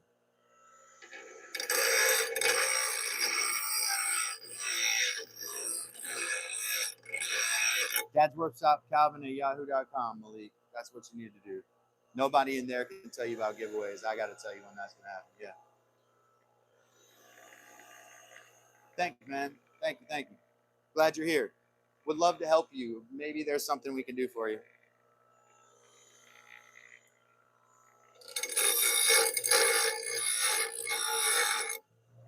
Trying to get through this axe head, but it's very strong steel.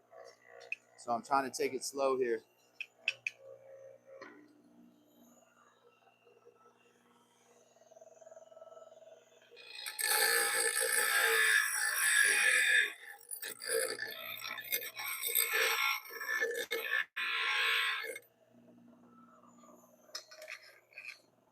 Mm.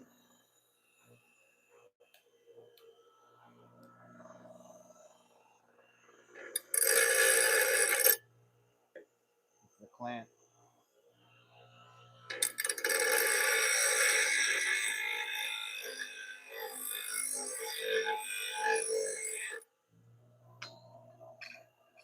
How long do I dip it for, y'all? Yeah, you can use that email too. That's different than one I just gave you, though.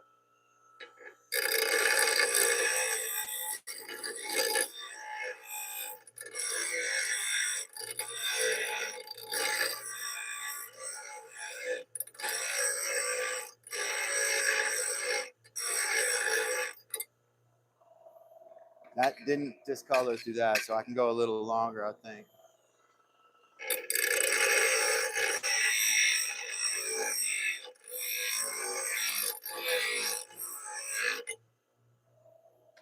This is just a more uniform way of doing it, I think, guys. All right, just hit that wheel. I'll be careful. So put that protector down over there. Woo!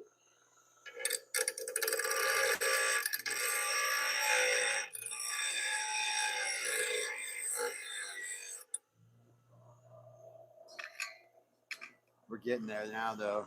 We're more than halfway through.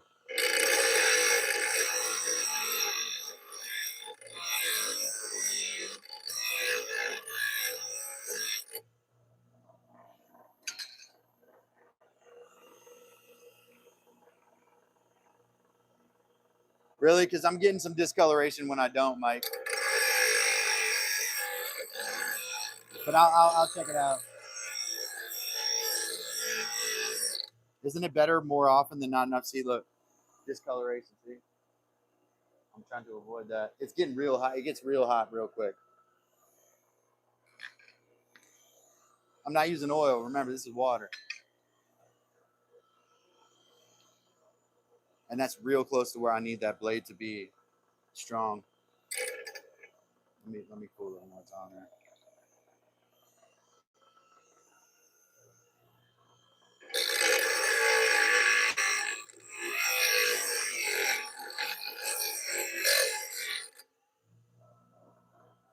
Yeah, it is. It's about, I get like 5 seconds, I think, on full blast. Yes, Carrie, there's a good question. Carrie said, are you making a shorter blade? And since Carrie's such an awesome member, been such an awesome member for such a long time, I'm going to get real close to the camera and look from behind. Close. Oh, I didn't know. I realized I've been on so long. There's a D-lam, or it did, when I saw him make this. When he forged it, he pushed it around. He's like, ooh, I don't know what I'm going to do. Sorry, I'm doing Ron's voice. But it didn't join right here. So you have basically D-lam, and you kind of see it right there, right? So what I'm going to do is take it down beyond that, down to where it's all basically one piece of metal right here, sharpen that, and basically I've got like a little chisel hatchet, right? So like there's a little bit of D-lam. You can kind of see a little crack right there. I don't know if I can get it to where the lighting is right for you to see it. Kind of hard, but it's in there. There's a crack, and I'm taking it down to that point so that there's no weakness in it whatsoever. Though it probably would have functioned with that crack in it, to be honest with you. Yeah. Said I believe you. I believe you. Shut up, Calvin. Sorry, Carrie. I'm just trying to give you your money's worth, you know.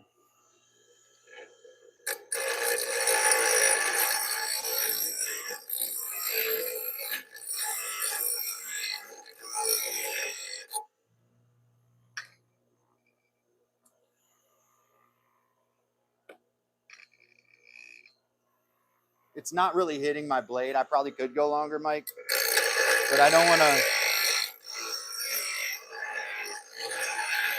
I'm airing towards this side. So if it does mess up the temper, it's on metal I'm not really going to use.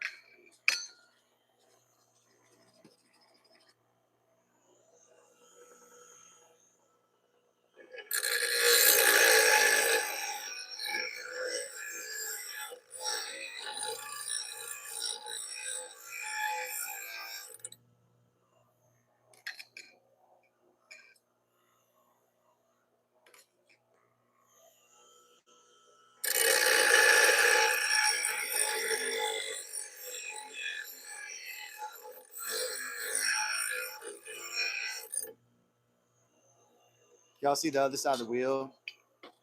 Because I need to move it because camera's on. Ooh, wow, we are getting close to the end, aren't we? I don't know. Will Calvin get through this at axe head in time to finish? Will our hero? Like, I'm not as grandiose as that.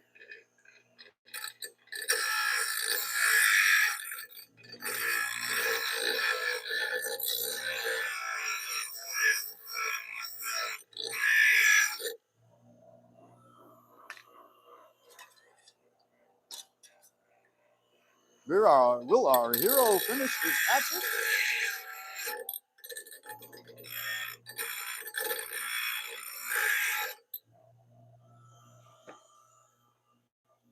Or will he not be able to cut it? Find out today.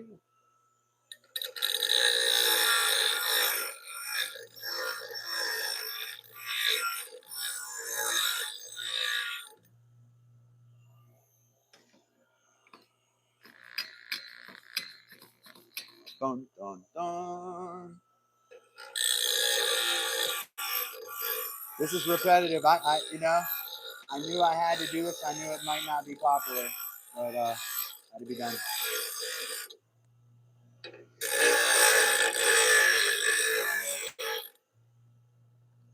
Anyway, I'm poor here, so I'm like, she, if she wants to get rid of them, what is the real reason? And finally in this conversation, it comes out. She's like, I can only spend 2 days a month with my boyfriend, so I'm not jealous. I don't care that she has a boyfriend. That's awesome. But don't tell me I have to like not work for 3 extra days so you can have date night. Like that's what you get a babysitter for, you know? That's why I pay child support. Sorry, folks, and I'm not trying to be unfair to women because it's not all women, and this is not an indictment of anyone, including her. But I can't miss work. If I've got to pay child support, I will work with you, but you won't. I'm getting the kids for several extra days here, so she's stretching that out at the last minute, right? So she's trying to get me to take them even earlier. Why? She says because of the snowstorm, right? They'll get snowed in. But in fact, it's because she had a date night plan and she's afraid that the snow will foil her date plans, which is fine. Arrange that with your mother or someone that's in the area. Don't make me miss 3 to 4 extra days of work that I need. I live, Heather and I live extremely frugally here. Extremely frugally. There's no link, man.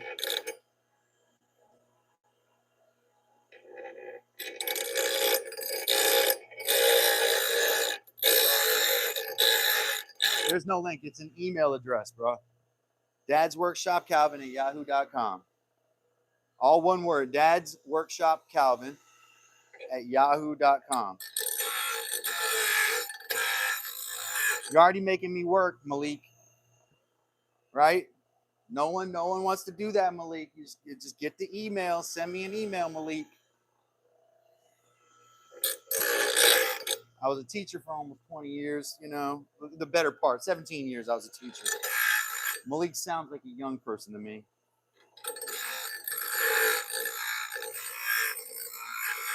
Correct me if I sound like I'm wrong about that.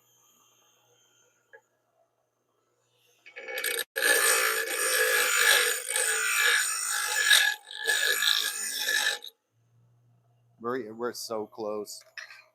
So close. If I come from the other side, I wonder if I could pop it off or something. Nah, we'll just keep going.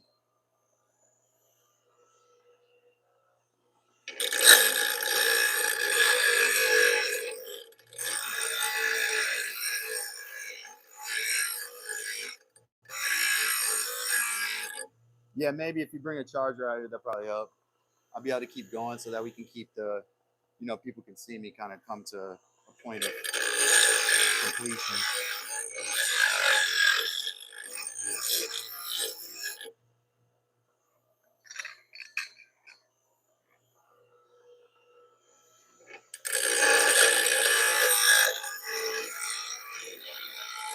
Malik, you're all right, man. I don't care. You're all right, man. Like I said, 17 years, thousands of kids. You're all right. I can tell you're a kid. Just find my email. Here it is. Dad's Workshop Calvin. That's why you kids need to work on those recall. The recall is Dad's Workshop Calvin at yahoo.com. Malik, somebody can drop that in the chat for me. That would be awesome.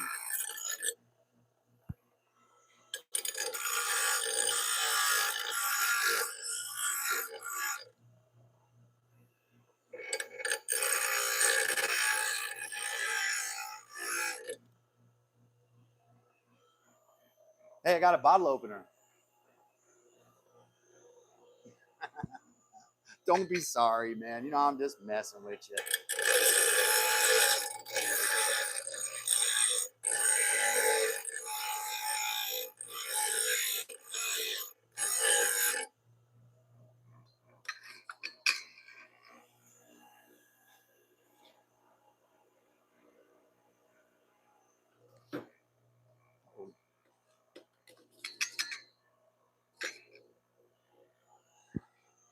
I'm going to turn this off until you get that plugged in. I don't want anything to happen. Heather's doing some... Okay, you're gonna be on camera audio, so they're not gonna be able to hear you when you're grinding. Alright, so can you plug that bad boy in that colorful plug thing?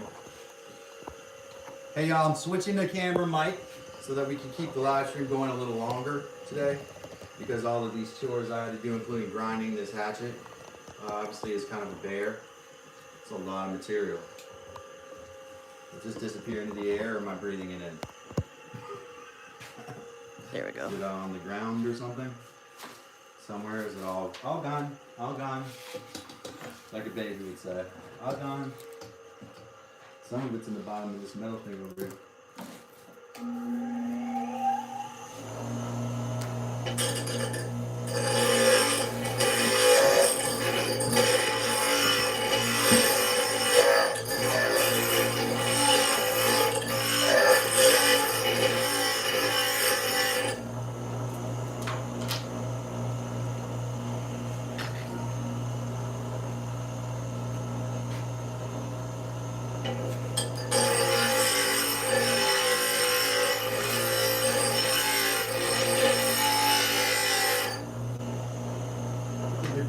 The wheel is turning red.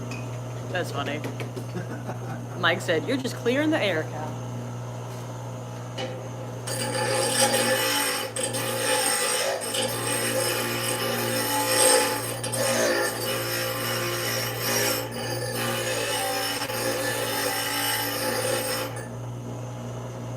It's this is all. I did this just to be the wrench for my chainsaw. That's what it is right there.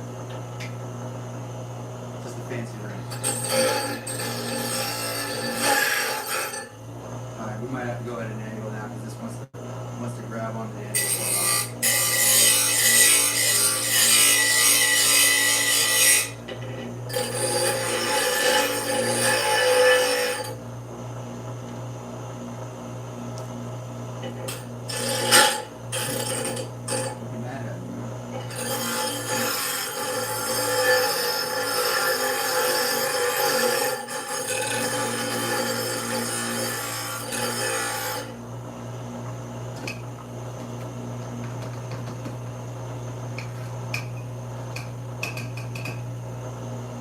So I'm making this bottle opener.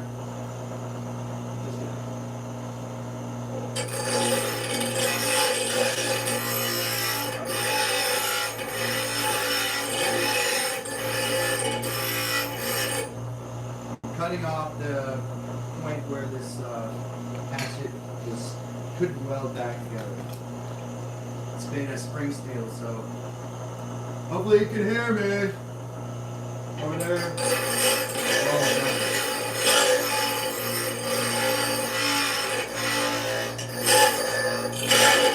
Let's get this.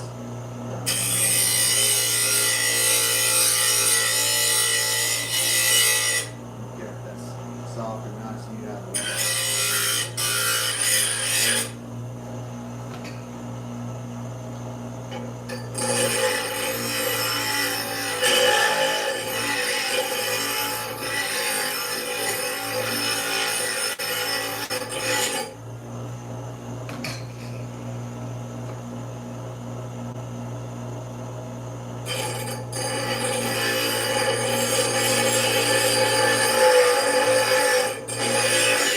Trying to keep it away from this edge, so if I overheat, like I did a little bit, unfortunately, right there, it sucks. So I use this edge.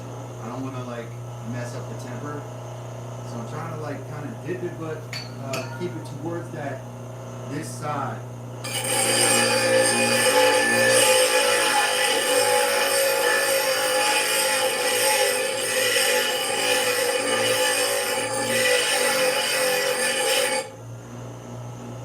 Looks like maybe only a tiny bit of that steel might be compromised over here. I hope that's the case. This I don't mind, I don't care about, but over here, I don't want any discoloration.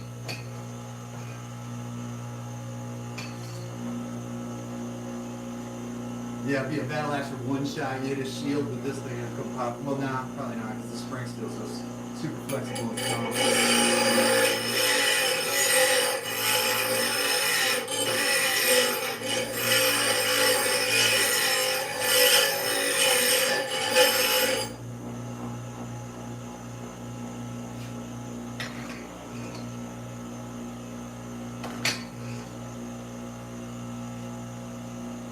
Anybody have any suggestions as I get towards this end part?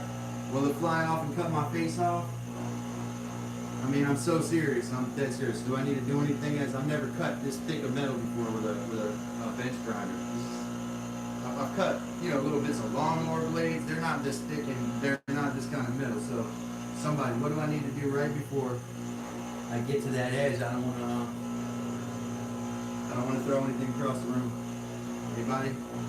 I got about 20 seconds before I come back on.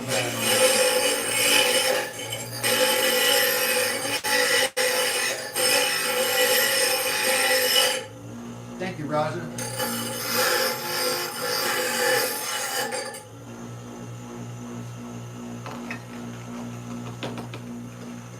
Bolt cutter? No, I don't. I don't have a bolt cutter. I do have an angle grinder. I might be able to do the rest with that. I don't know how much safer that is, though. Alright, be careful on that. I have cold chisels. Oh, no. Did I miss the clutch up? Come on back. Come on back. Yeah, it's biting because of the rattling from the thing.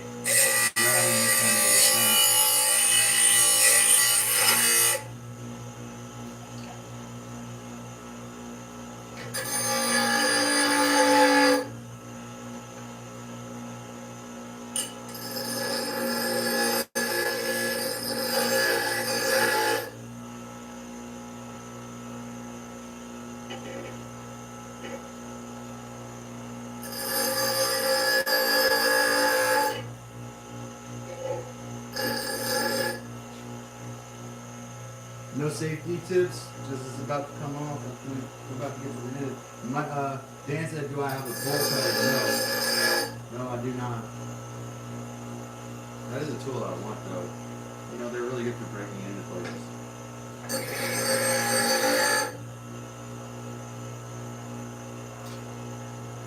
No, that's not why I want one, though. That's good.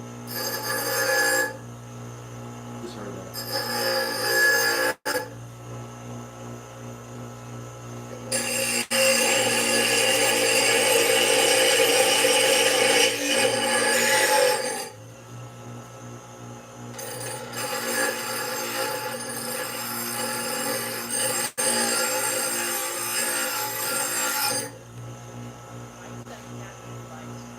What? When it gets close, it says put a device and snap it and then file it.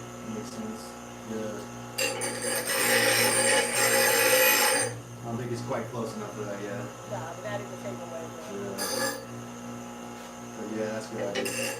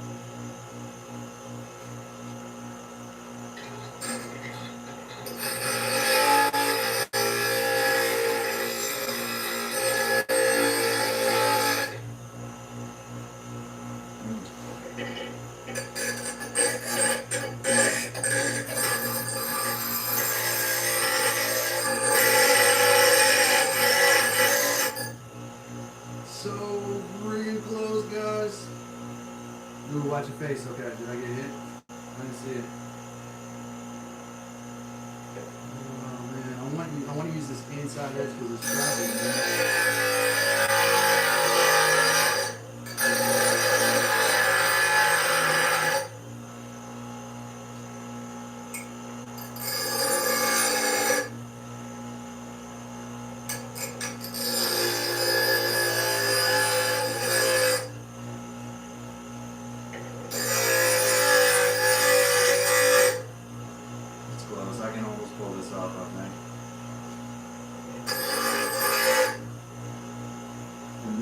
without getting that edge back, getting a new edge.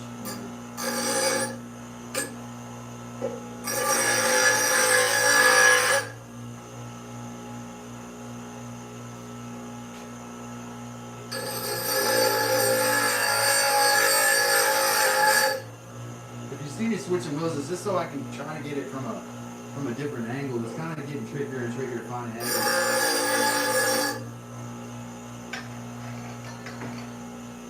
One thing is I'm not pressing it that long, so it's less danger that it's doing that or whatever.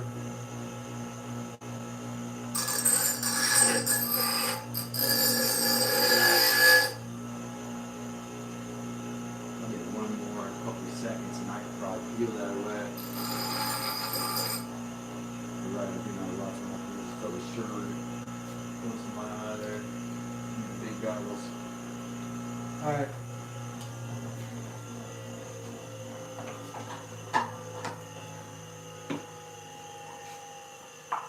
I don't think I need the angle grinder. The angle grinder we can do the sharpening with though for sure.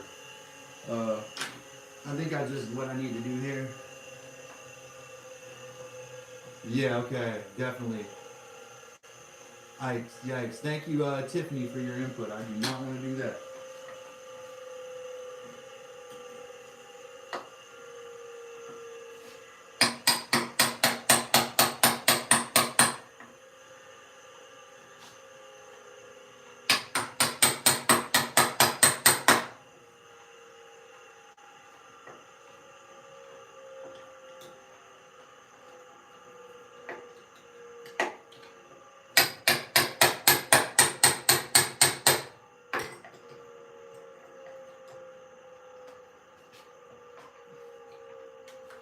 And then wants to take my whole bench over. Easy peasy, lemon squeezy.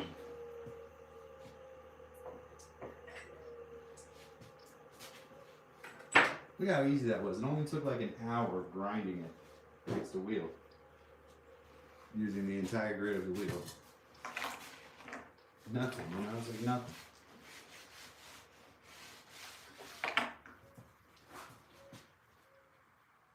And then now I gotta make I'm gonna have to alter my pocket.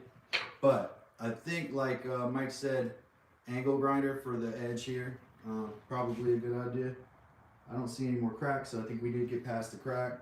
Let me take off this little bit of edge here.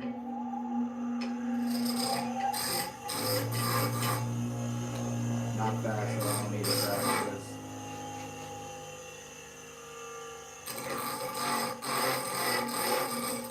Easiest way I'm gonna get this flat is with this grinder.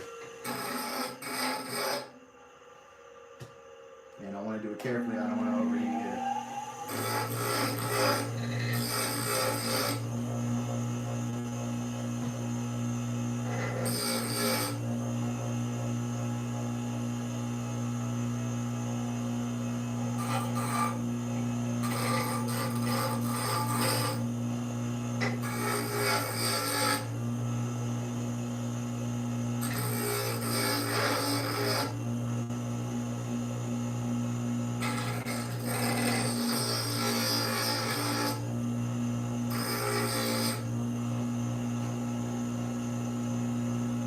As I said,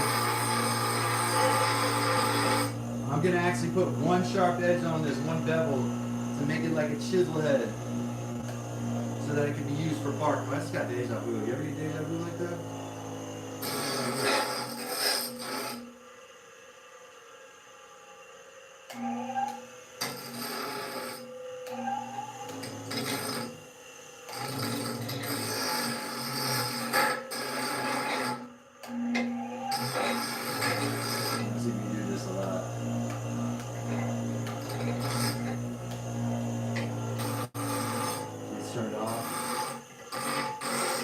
Doesn't heat up as bad when I do that. Mike kind of taught me that last time. I turned the grinder off and just go after it slow. This is going to be blade, so I don't want to overheat this. Maybe a little bit of yellowness I see here, but it's going to go back down that. It's going to do stuff even at that speed, so.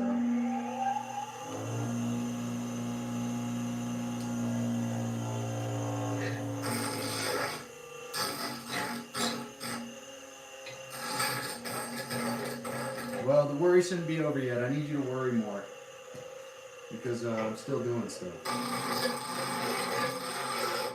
I'm just trying to get this flat first. I'm gonna turn it into a nub. It's gonna be a hammer.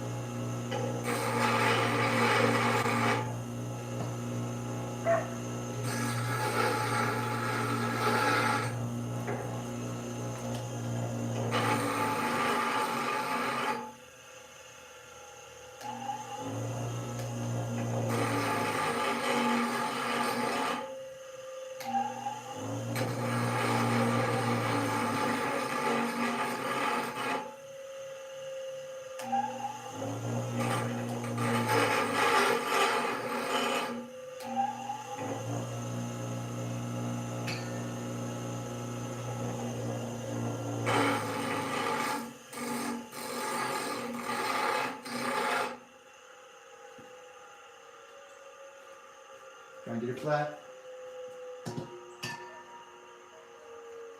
Thank you, Dan. Appreciate you, man. Never a doubt. Never a doubt.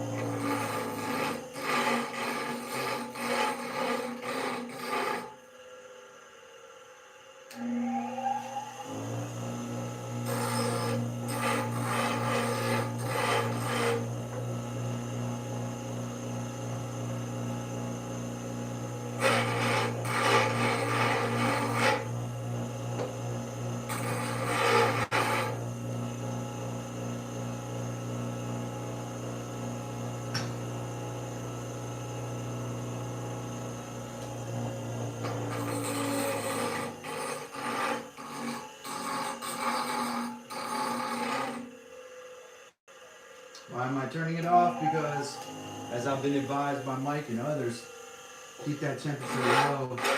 It's basically like me using a file, you know, which I'll get to in a minute. I don't have very good ones. Wes uses files more and made me really think I need some new files in my arsenal.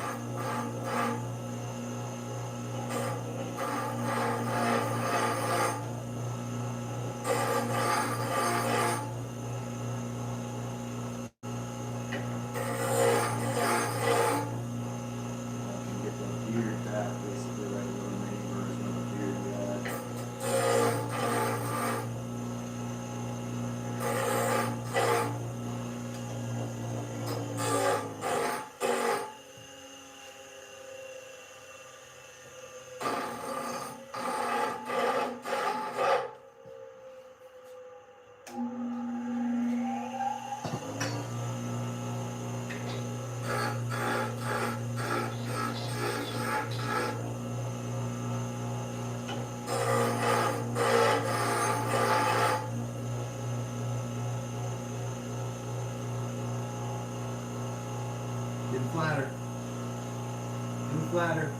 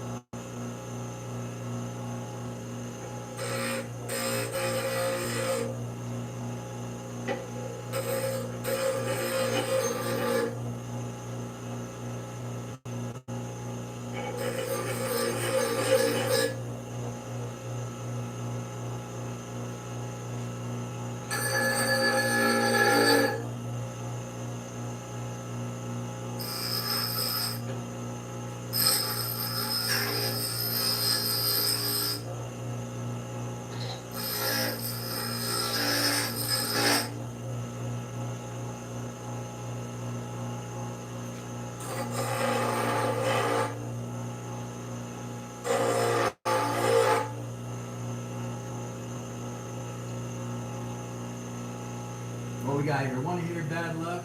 I work in a corporation that has 117 employees. They gave 80 gift cards, each valued at a minimum of 500.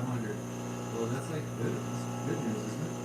Those gift cards are pretty good for. I worked at a lot of companies that did a lot worse than that. Like when they fired them or something? That was their severance?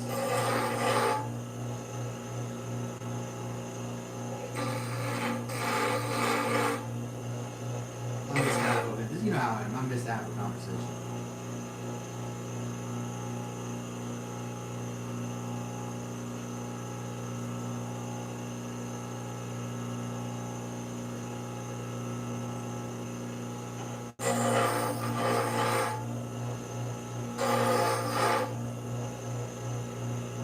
So they got 80. I see they got 80 gift cards because they're not going to award all 117 people. They want to play favorites. I get it. I think I get it.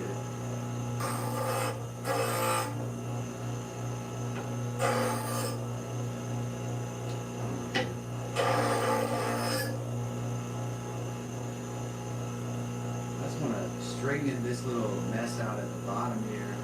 Maybe that would file, or like Mike said, other Mike Osborne said, the angle grinder.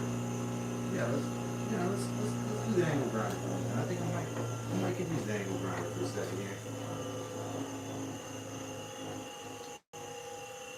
Let's. This needs to be moisturized. You'll see how dry that is already.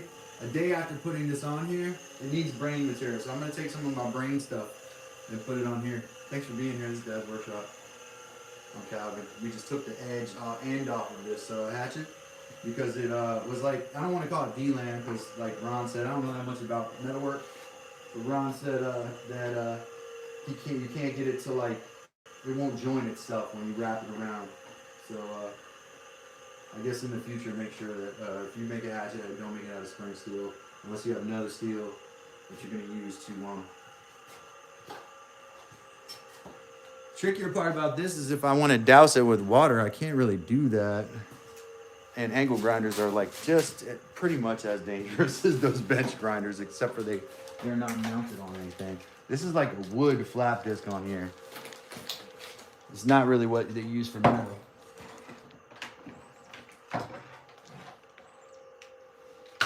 And I wonder if this thing's plugged in. I don't need to wonder, I guess it's not.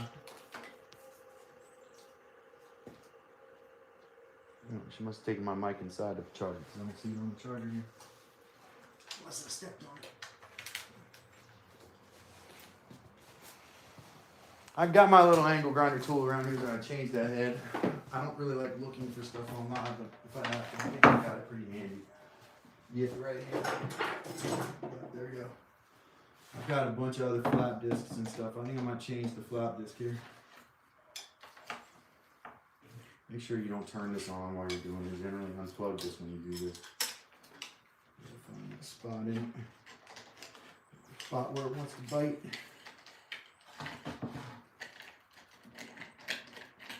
My honey's handmade, man. Welcome, Steve. Steve in the house.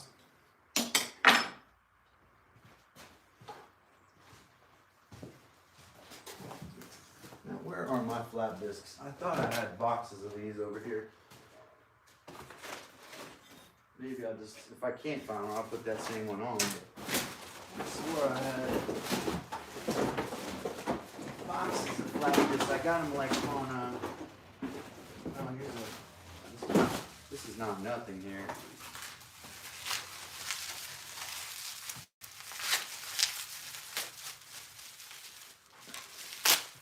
Cutter wheel, that's something.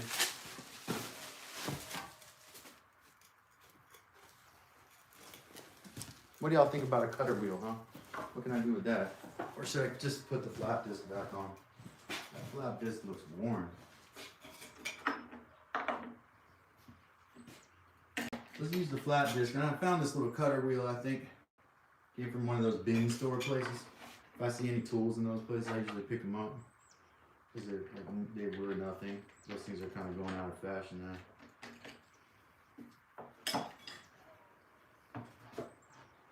These are obnoxious things. The audiences do not particularly like these angle grinders, y'all.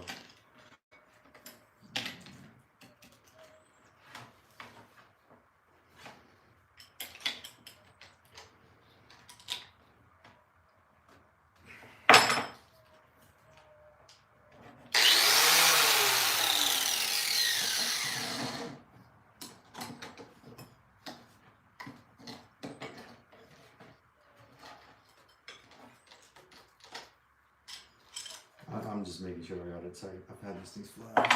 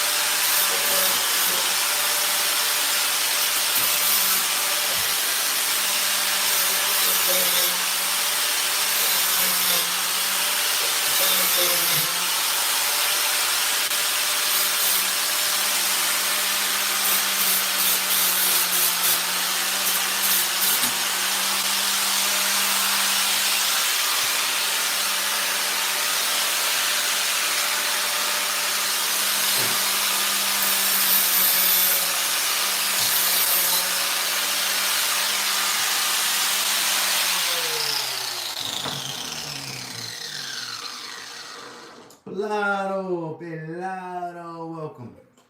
How you doing, man? Oh God. So now we have oh, that thing looks kind of nice. I wasn't able to really see it from the angle I had, but it'll look cool once we get an edge on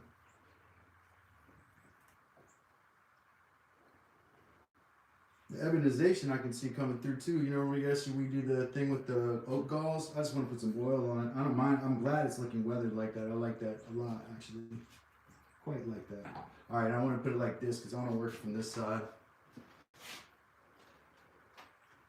I want to get that thing completely flat, and then this nub, I gotta round that nub off, and then I can start working on giving it an edge, I think.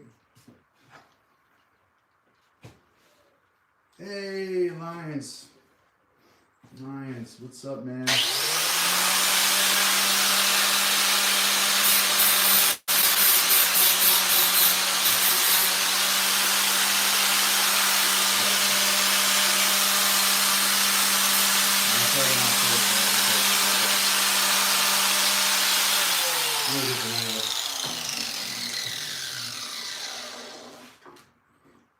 Try to do this in a way that doesn't take my face off.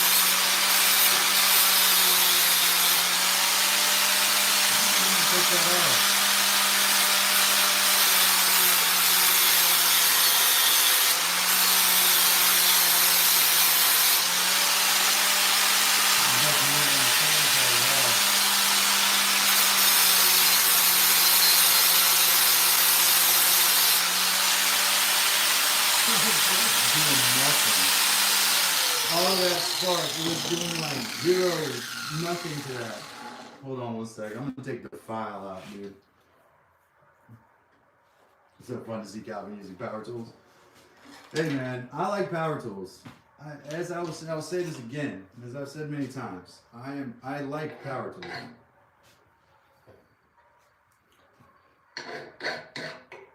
You gotta stay in there better. I'm gonna put those little bushy things in there to hold it better. But yes, I know it's different.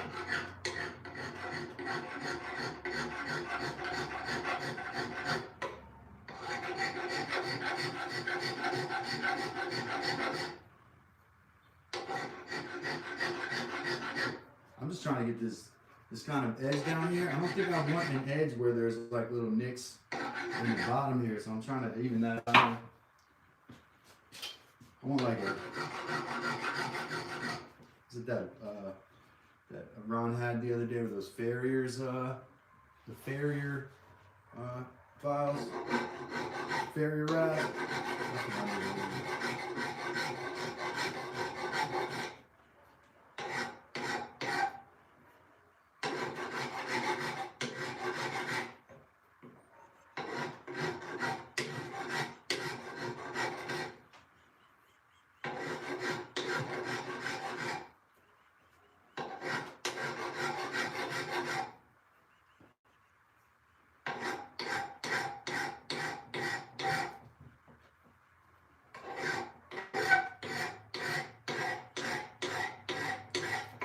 To go at least a millimeter or two down now still. You like that line? You like how I switch to metric? Millimeter or so down here because, correct me if I'm wrong, can I make a blade on a foundation of stock that looks like that? You see the little bubbles in the bottom of that? I gotta get those out, I think, to have a strong blade, right? Especially since it's gonna since this is gonna be like a chisel, it's gonna be sharpened like a chisel with one bevel. I guess that makes it a little easier, but I just don't feel like I don't know if I'm at a level where I can start working unless I think I got a completely, basically like the metal equivalent of a blank canvas here. Look, I hit that thing with the wheel. I think it's the metal that is coming off of that grinder is ebonizing the wood even more, right? or giving it like that Shosuji bond finish.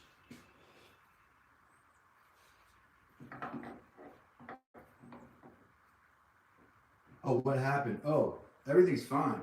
I just took off the end because there's delamination or a crack that was going from here to the end because as Ron has said, the spring seal doesn't want to join with itself. It doesn't want to laminate with itself. So he was going to later on put a piece of like mild steel or different steel in there. As kind of Mike was kind of coaching me on this yesterday a little bit. How you really need to mix the steel types to get spring seal to bond like that, I guess. Something I would definitely not know.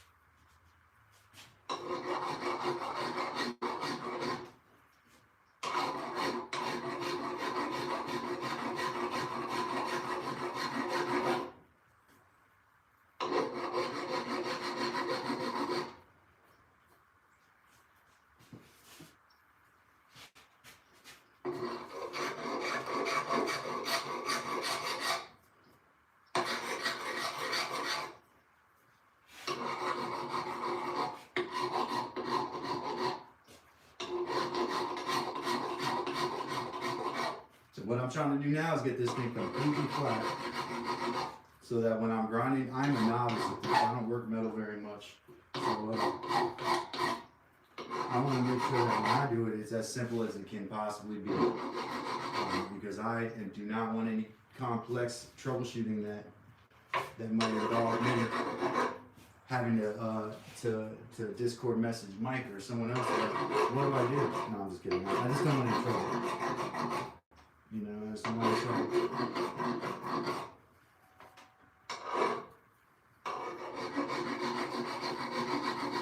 My understanding is that a hewing hatchet or a hewing axe, which is what I have up there, you can see it has one edge on it, right?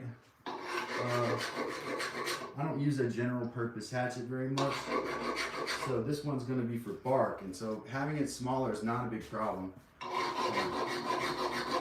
But what I do now is important. How I make this edge.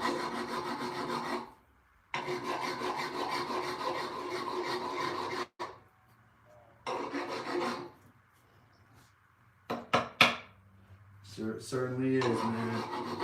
And I know nothing about it other than what I see on TV, as I told you. What I've seen Ron do, and what I've seen on Forged in Fire, and then I had a friend whose dad was a blacksmith, and I saw him do some things.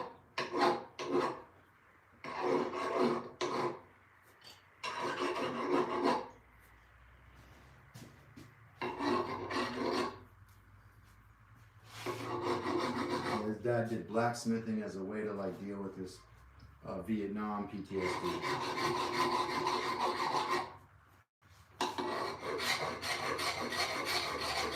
That's how he did it. He's good at it. He made a lot of wrought iron stuff. That was like his wrought iron implements and like you know, fence decorations, wrought iron. You don't see a lot of that now, do you? People making like decorations out of wrought iron or like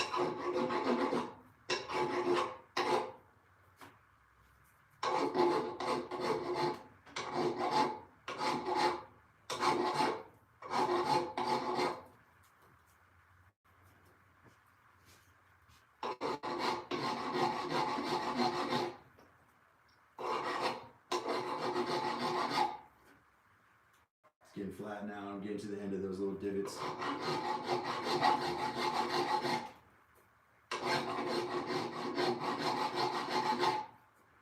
Earlier I was scraping hides, you know, deer hides too. I wanted to do that before I did the metal work because the metal is going to put off sherds of metal, you know, sherds of ferrous metal, and it will get in my tanning stuff, and if it gets in your skins, it will cause these black spots. It will affect the skin by putting you know, black spots in there.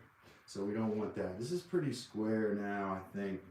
That's what we got now. So I wanted to get it down to just square, and then now we can probably start to grind an edge on there. I'm gonna come from this side, I think. Some little imperfections I'm gonna have to fix on. This is gonna get, I'm gonna put some brain emulsion on this here in a minute too. Pilato says, I think I've got the bench fixed now pending the glue drying. Line says, nice. Thanks, man. Yeah, we're gonna, if anything, I might take the angle grinder over this just for aesthetic purposes, but I could probably do that with sandpaper, to be honest. Like, get the little black stuff off, so it's like kind of shiny metal. It depends on what you want, I think. There's maybe deeper in there than that. Who knows? Who cares? Point is, this is what I wanted. I wanted a spring steel hatchet. And I got one. And see, we're going to work this thing. This thing's going to be, it's going to make Ati the Iceman jealous.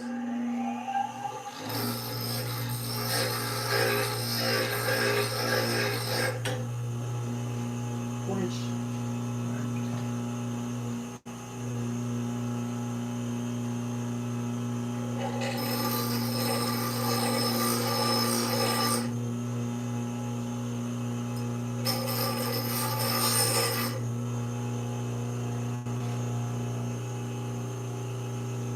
I did glue the wedge in. There's a wedge in there now. Yep. It's it's tight, man. I know it may not look like that. It's really tight. I might actually take leather straps like the Iceman and leather strap the top. That would look cool too. Start with it wet and let it dry on there. That'll work.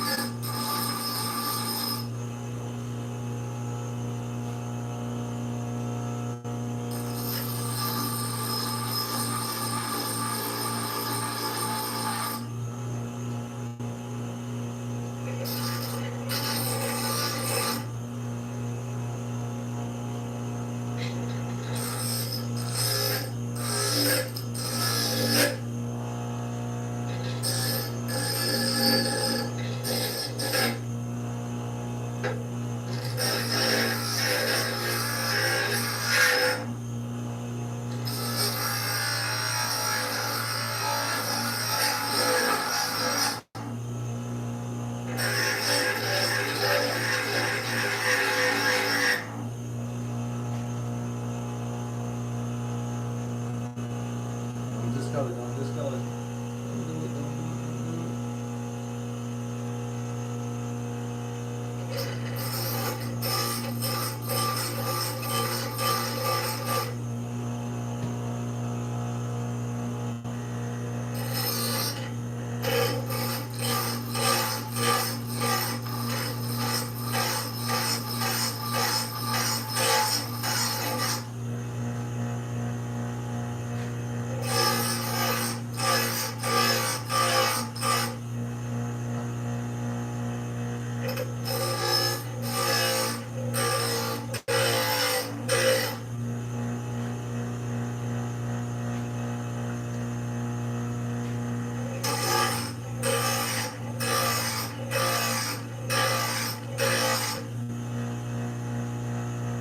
Y'all real knife and hatchet people, you guys use those, what you call it, basically belt sanders, right? I need to fix my belt sander now.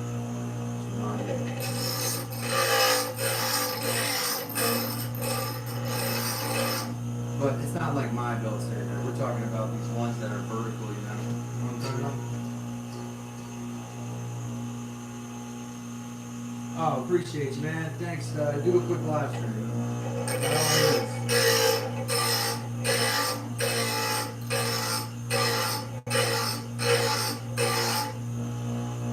I don't own the airwaves. I was told that once.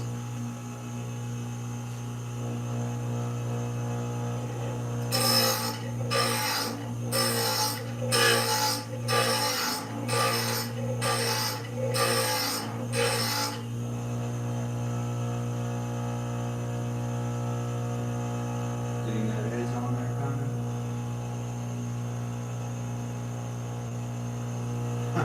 There he is.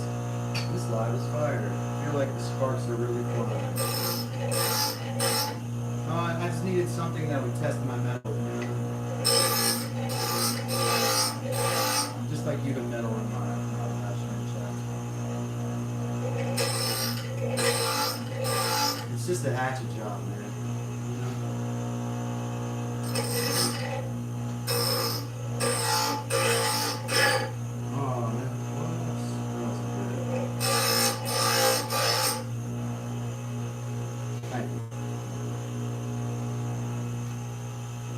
We had a career day yesterday. I do not expect that on every live stream. That's not my expectation is not always to do better than the day before. I want to come out here and have a good time and make good stuff. Have a good conversation. Get good numbers, of course, everybody wants that. But you know.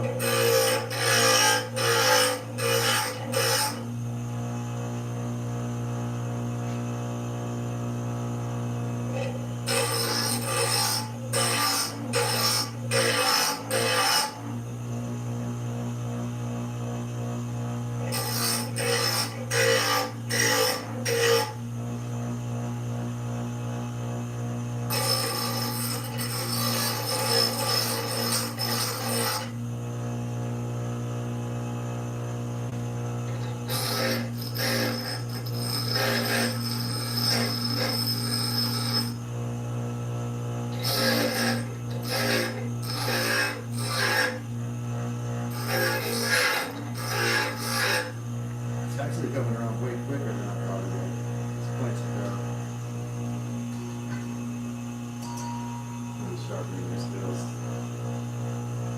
Yeah, I like to think I'm honing my skills. You know, all I gotta do is this. All you gotta do is just get on your grind. You know, grind it out.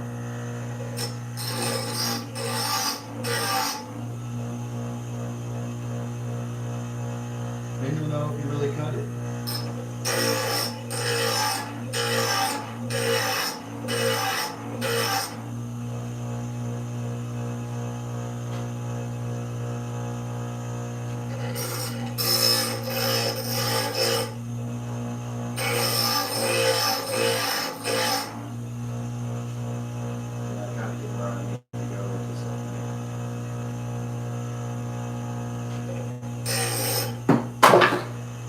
That's terrible. I don't want that to happen.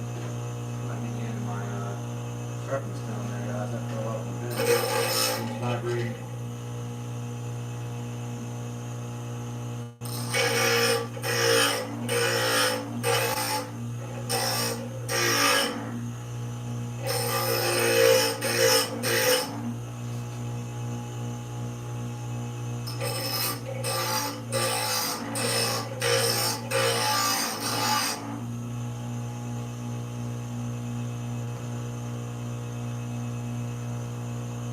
You just put your nose to the grindstone, you know.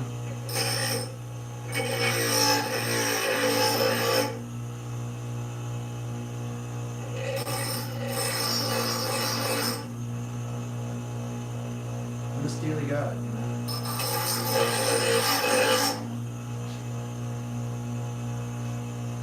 Like Dan's probably pretty steely too, but he's not steely Dan.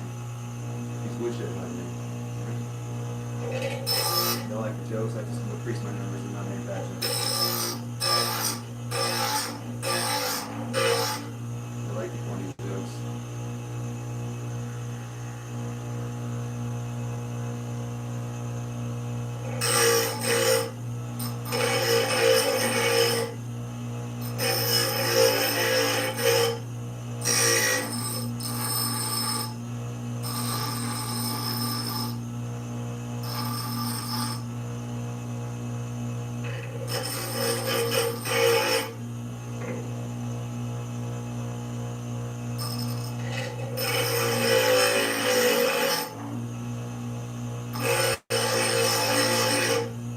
Oh, this is gonna be the best tool in the world, dude.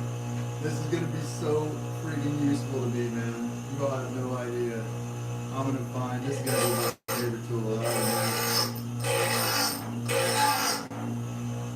I'm already getting excited.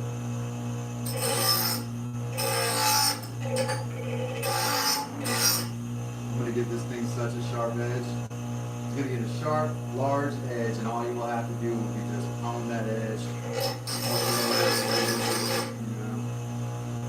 I wonder if I swing a certain way, I want to be a little bit more gradual there.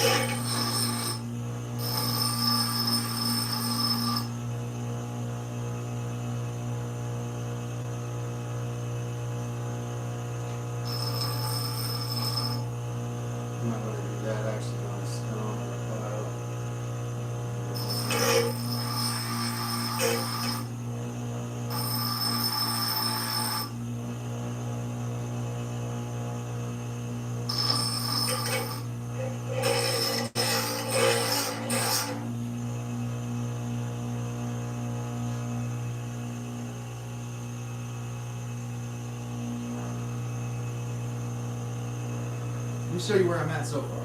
Probably looks funny to you because you ain't seen a lot of like chisel hatchets, but it's gonna be like a debarking hatchet. I'm gonna use it for my actual purposes of barking trees, so getting oak bark too.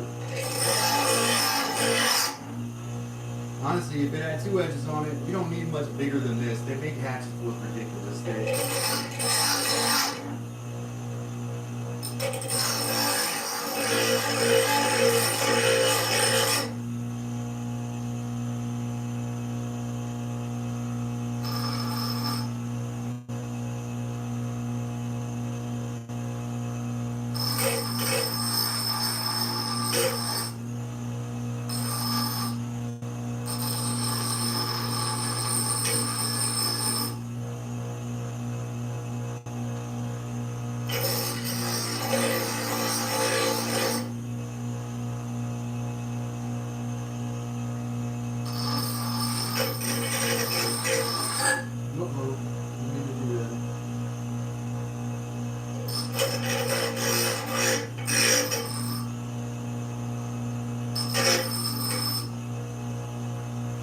Alright, here's what we got right now. Bing, bang, boom. This is what we're doing right now.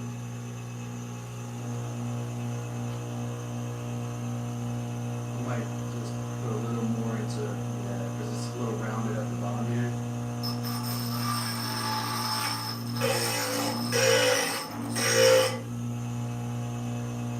Yeah, it needs a little more there.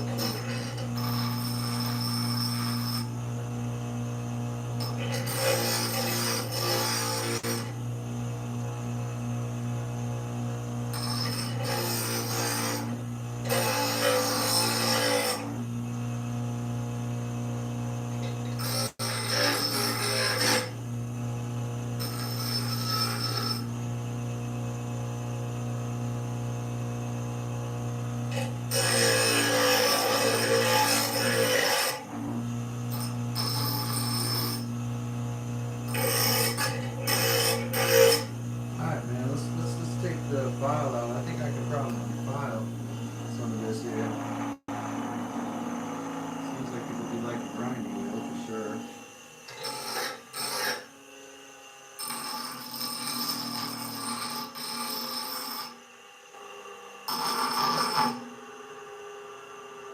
Only thing is you see that backside is want to come in like this. I'm gonna have to do something to kind of flatten this out here to make it like so it bites like a chisel. You know, a chisel's got a flat bottom generally so that they grab. Either way, it's gone. Even if it got lifted or you lost it, yeah, it doesn't matter. The result is the same. Though you would like to know what son of a bitch lifted it if that happened. You know. Who's the son of a bitch?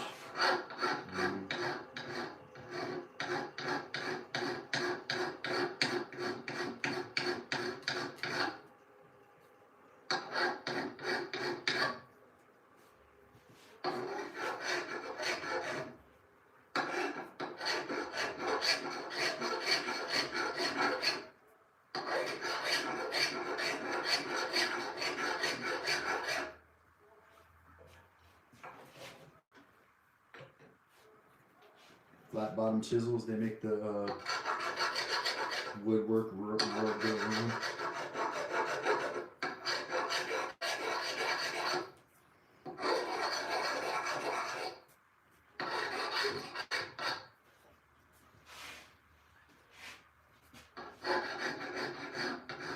I'm actually not going to put the full edge on this today because I'm going to think it out and actually read some more. We got the end of the blade off, and I am going to do some rudimentary, like, because this thing looks like it's 20 years old now because of the sparks and the ebonization. I'm going to take some sandpaper and sand this a bit, sand some of that too. Then I'm going to put some grain emulsion on here real quick too.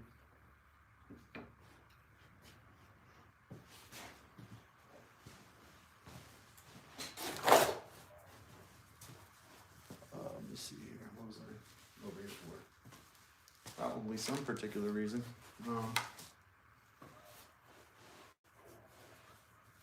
Anyway, I forgot I was. You know, you walk into a room, I think it's from all the contact sports guys. It's contact sport, so blame it on that. Now, I gotta, oh, it's sandpaper, which I have some of over here, but I want to sand this, and I've got some grain material that we were using earlier. Why am I trying to grab the wrong side of the device here?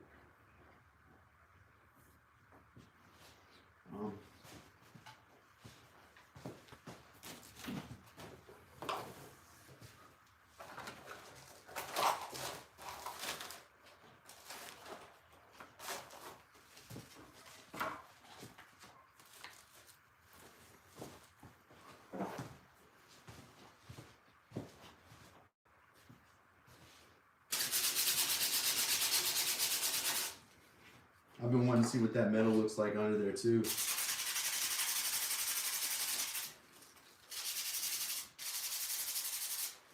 But more importantly, there's some spots I nicked. And since we did the ebonization yesterday, I told you it might age in a couple of days, and you might see more darkness in the wood, more pigment kicking in, and that definitely happened. And then it got put some through the ringer today. The leather strap even took some hits from the, not from the grinder, but just from shrapnel. Bits of metal popping off the grinder, I imagine. But we used the oak galls and steel wool to do this ebonization color here on the handle, which I kind of like. I just need to clean it up here. So yesterday it wasn't super clear, but today it seems to, like, once those metal sherds started hitting it, it really started to come out. I got some tongue oil back here. I'll throw one there also.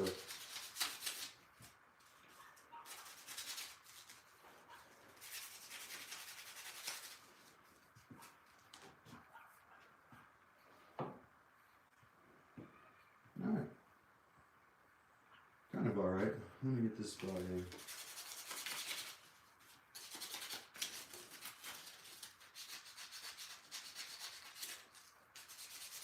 I gotta remember, I do not have a microphone and to speak up. Thanks for being here at Dad's Workshop. My name is Calvin. Oh really, another career view day? That's crazy, I can't believe that. Really? That's insane. Thank you for being here for another career view day, guys. Awesome. Let's put some grain emulsion. I'm not going to, I gotta take this pouch that I made for it, and it's gonna have to be adjusted, and this raccoon strap here will have to be cut a little shorter before I put it back on again. So this is gonna have to be kind of not, I don't really want it to be sharp for a couple nights. What did I do with the brains? Brains. Oh, there it is. Brains.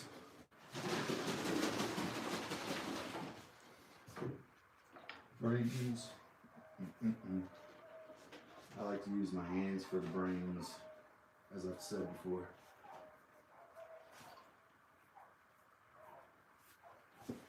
Curtsy. You see that? See my curtsy? Just a, yes sir. Oh, you were curtsying. Oh, sorry. Pilato, did you really meet Ricky Nelson when you're young? He may be your father, Pilato. That man was the biggest womanizer on the planet. Oh, I hope I'm joking and that it's not true, like, because it is actually not. It is possible, not for you, but for other people to find out that Ricky Nelson was their father. It happened with a bunch of people. Ricky Nelson had a lot of children that he did not want to claim either. He didn't want to pay child support either. He was pretty bad. Get out of here. I'm a traveling man. I met a lot of girls. Oh, hey, look at those numbers. All over the world. What's the rest of it? A lot of.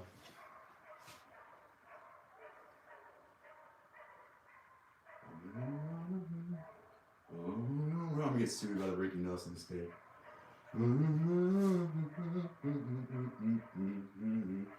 These people don't even know who Ricky Nelson is, Plata. Maybe Heather, because I've told her about him before. He's a good musician, dude. He just made a big departure from mom and dad. That was his problem.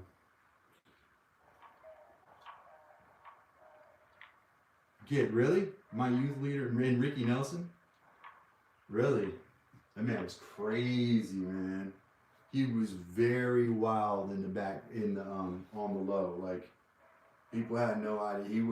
That song Traveling Man is actually, like, accurate about him. But very talented, man. I felt like I could relate to the guy. It's like a body, like, and yeah, I do believe I'm talented. So you're like, you think you can? Yeah, I got talent. And the guy was like never super comfortable in his skin, you know.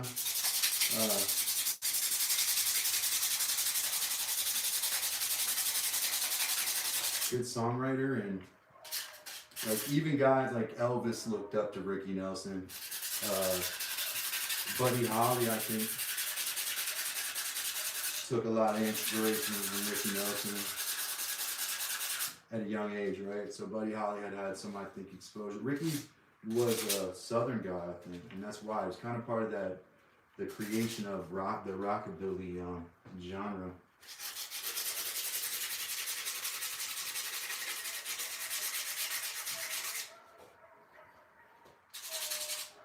I'm true.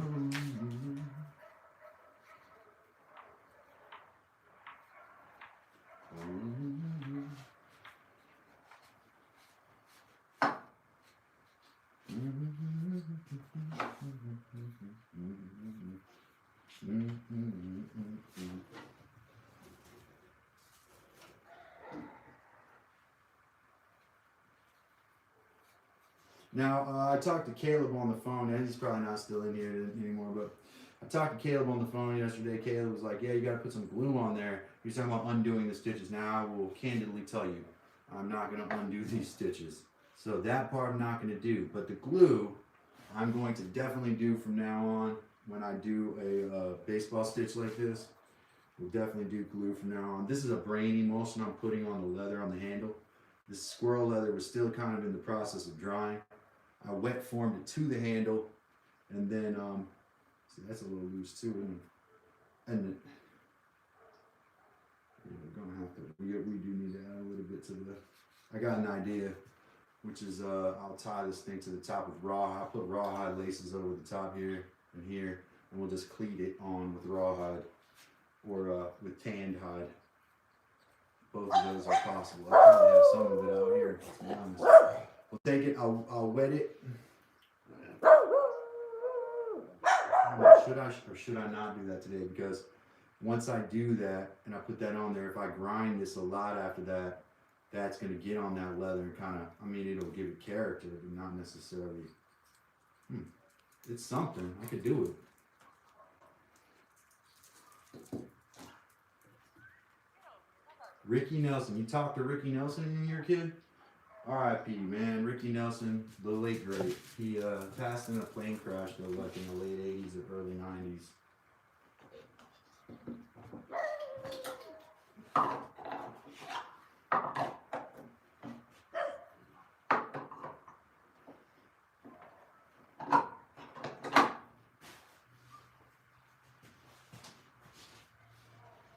In case y'all don't know what he's talking about, Ricky Nelson is a famous rock and roll musician, the son of Ozzy and Harriet Nelson.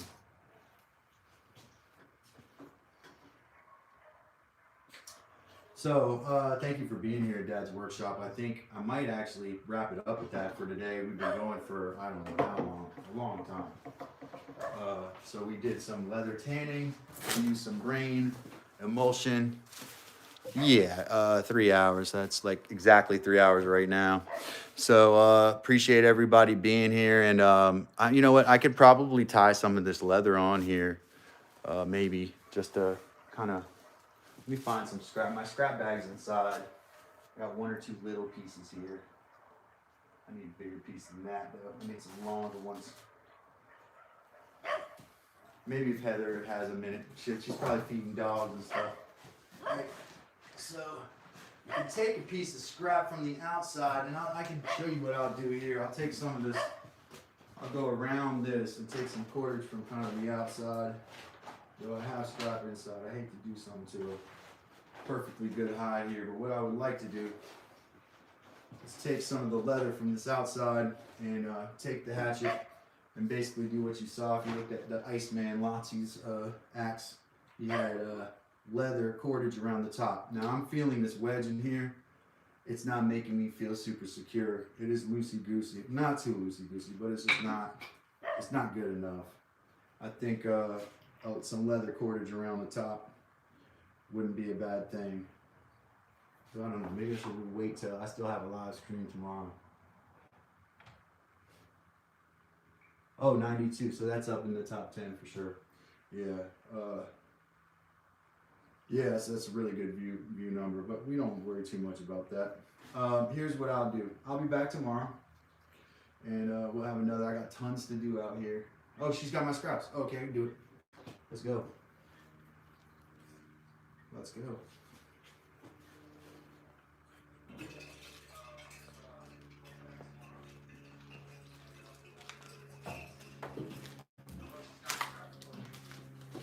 The kittens are sleeping on it. Are they? Yeah.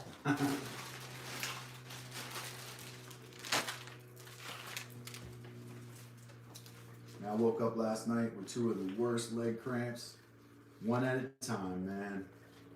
One got me up just, I mean, I'm going to tell you, I still feel it in my leg, one of those deals. And then the other one, in the middle of the night, it got me about 3:30 in the morning. And it was crippling, man, just crippling. I'm going to tell you, horrible.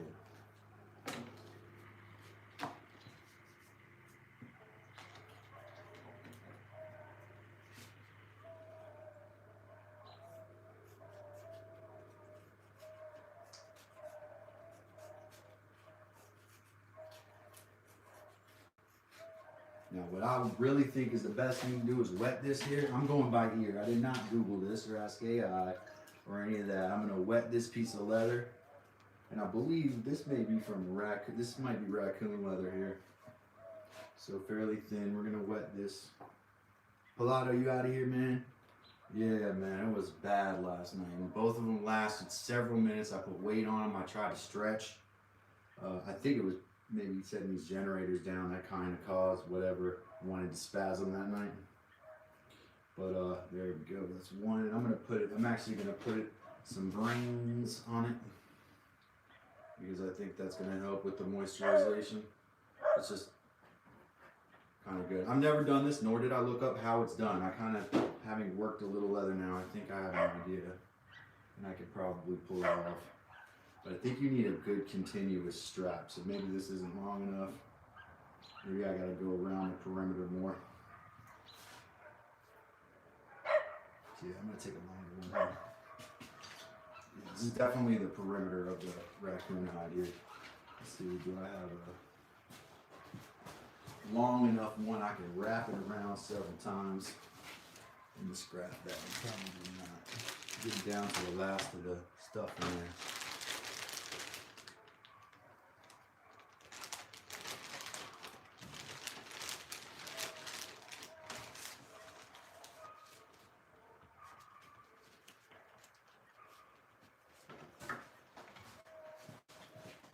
You mess with these and you rehydrate them the right way and they will behave for you sometimes. Sometimes it seems like I've had problems with that.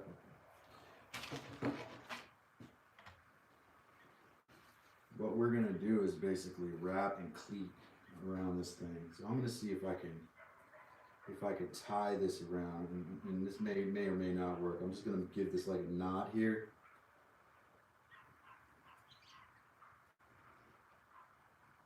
This has been, I just rehydrated this piece here.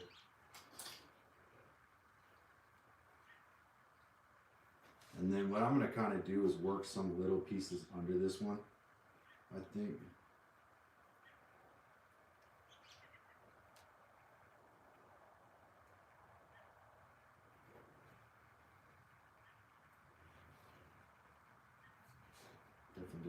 do that. Doesn't want to behave in that way. It may have to be sewn up like that.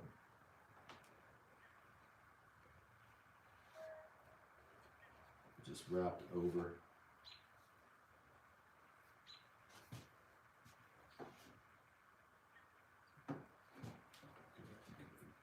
You gotta just overlap. Gotta overlap it. I think you gotta get it around one more time. Some things I feel like you can figure out if you kind of put your mind to it. So what I'm doing right now is trying to come up with, I don't know if y'all ever seen the Iceman's axe. He had leather wrapped around the top of it. And today I was like, man, if that wedge situation I got up there doesn't feel right, I'll just copy him. But I think you gotta have a longer piece of leather. So what I'm gonna do is cut a long strip. And I'm not gonna hesitate because this is important.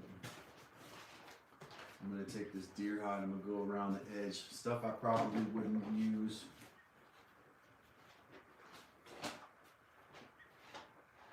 And this stuff is nice, it's nice and soaked. There's even damage to the grain over here, so I'm not too concerned about taking some of that. You all see what I'm doing over here? I'm gonna try to cut just around the edges. And this one right here I don't want to use because there's some compromised spots in it. And it's raccoon, so it's a little thinner.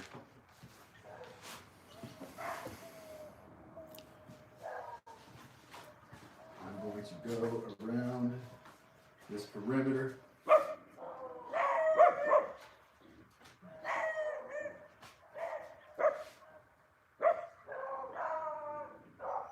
I think I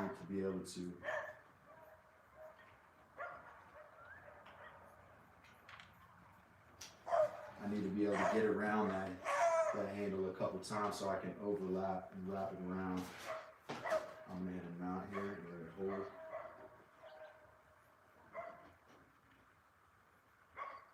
And this piece is gonna be used on my apron. Like the primary purpose for this piece will be my apron.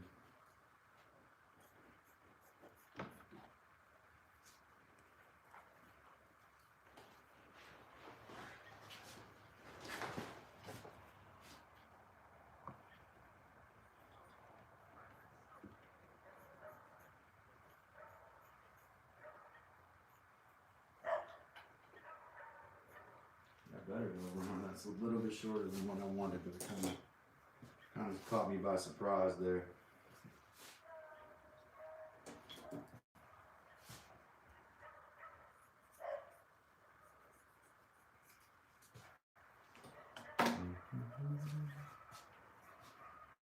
And this has been moisturized because it's been in like a brain based liqueur for a couple days. But I'm gonna spray it anyway. I'm gonna try to like basically wrap this around and then kind of cleat it around itself. And then whatever excess is there, I'll cover up with another piece of leather.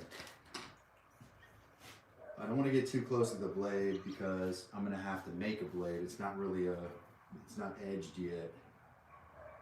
It doesn't have an edge yet. Not a real edge.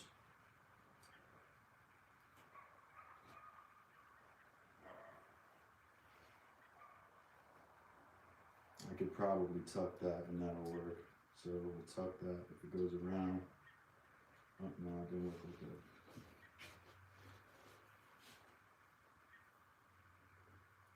Can I figure out what the Bronze Age folks knew by instinct? If I can figure it out by instinct based on just the basics on that. Because leather does like to sink in, you know, when it dries a lot. Keep it pretty strong.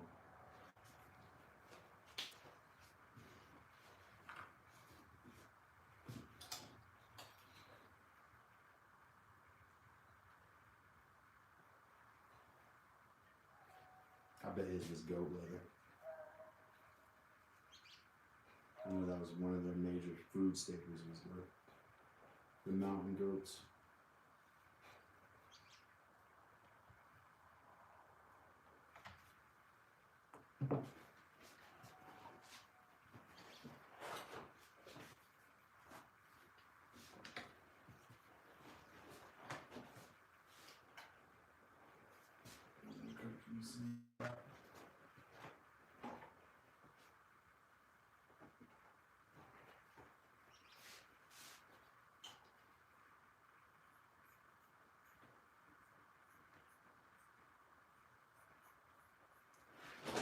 Happy Friday, everybody. Welcome to Dad's Workshop. I'm Calvin. Right now I'm cutting out leather straps from this deer hide here that I've tanned painstakingly over the last few months. And I'm going to wrap these leather straps around the top of this hatchet. I think it's a good use of the perimeter of this deer hide to do that, I think. I hope. We'll find out, won't we? Get some glue here. I think glue might be another key.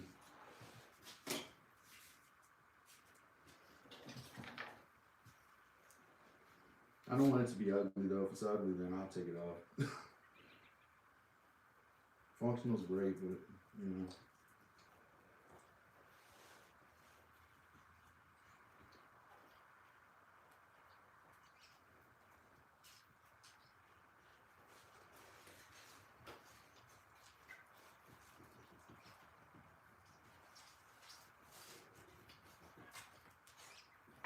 It's gonna work, man.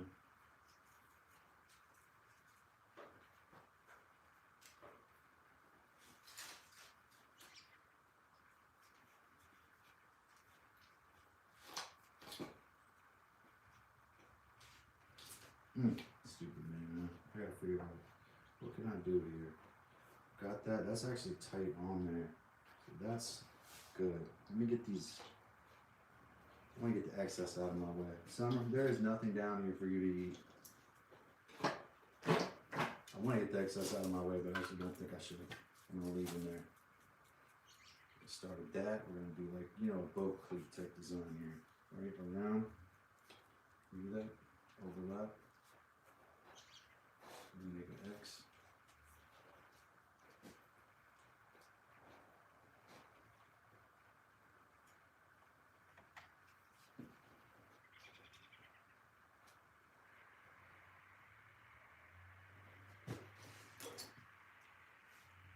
You never know what works unless you try. I've heard this, you know, I've seen this leather cleated, leather wrapped technique before, so I know it's done.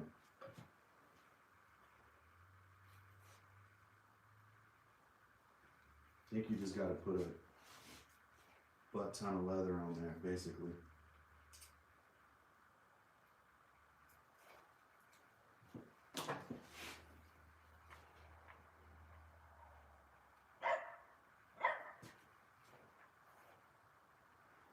I'm getting there actually with that.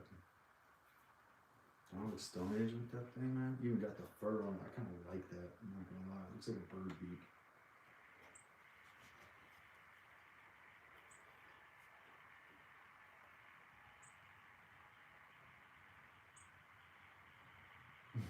Which by Dan says he only gets a pizza and Thai food delivered. Those two distinct different things.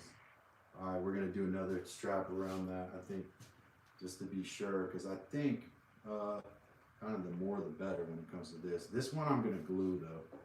I'm gonna put some glue on there. Question though, kind of, is this this will be around one too, won't it?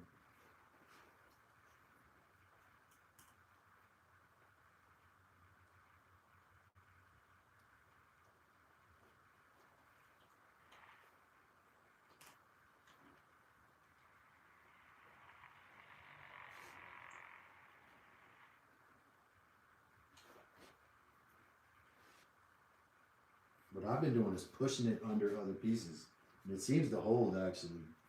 Because leather has a little bit of a grippiness to it. Let me see here. I had that one too. That was like tucked under this middle strap.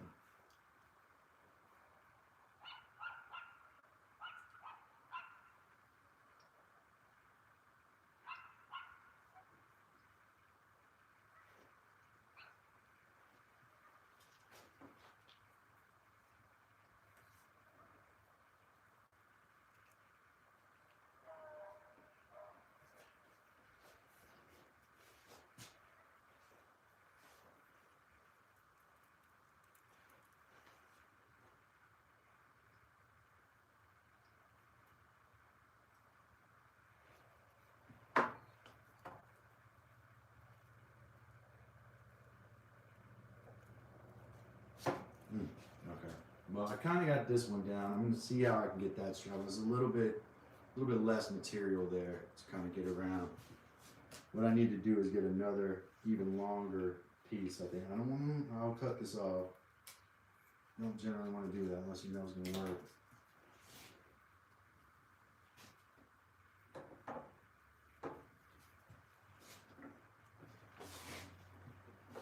Welcome to Dad's workshop. Right now, I am stumbling my way through trying to use leather to actually secure the axe head on. It's wedged on pretty good, but yeah, you need something to do on your live stream. So you cut leather off a hide and tie it around the axe head because it looks nice, and then we'll probably secure that axe head once it dries up, hopefully. But what I got to do is make sure I get it wrapped up real good with multiple pieces. This piece of squirrel leather, but it's not. Sometimes they say you can go around these and get a long piece, and you just got to kind of work it. It's different than other things, other materials like paper. If you do that, it's going to get so weak that you can't use it, right? But with leather, sometimes it's okay to do.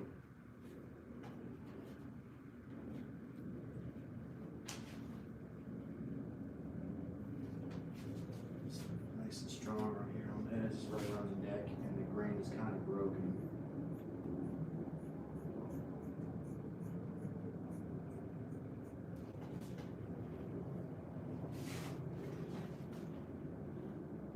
And I would regret this, but this axe is an important piece that I'm going to use, so I don't mind taking a little bit off the edge of this side here.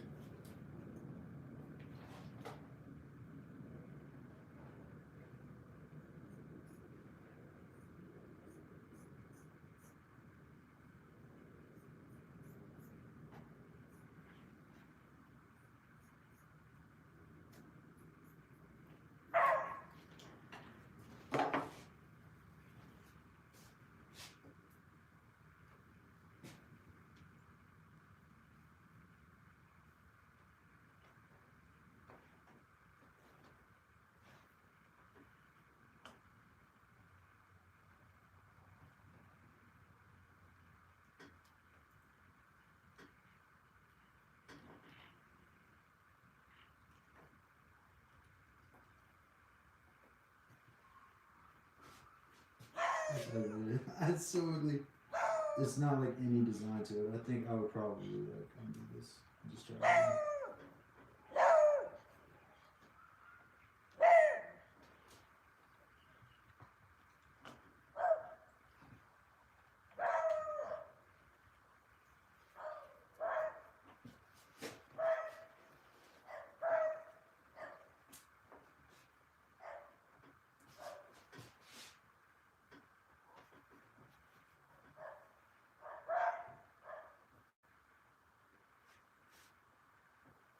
Trying to make it have balance because there's like a bunch of them going across that way. It needs to come from the other side. Like it needs to be like start down here, overlapped, and needed to be a little bit longer, I think.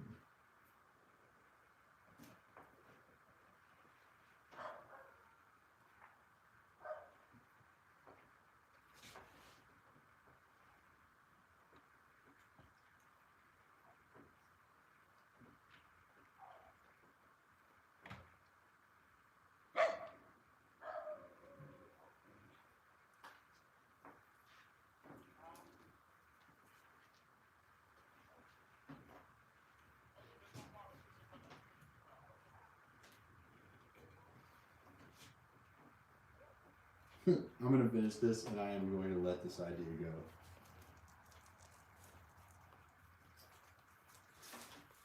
Watch me let this idea go. You're over 100K views, just so you know. Oh, yeah? Yeah. How about that? That's crazy. 2 live streams in a row over 100K views. Sweet. Feel blessed. Especially since all I'm doing here is fiddling with leather and trying to get a Iceman style axe head.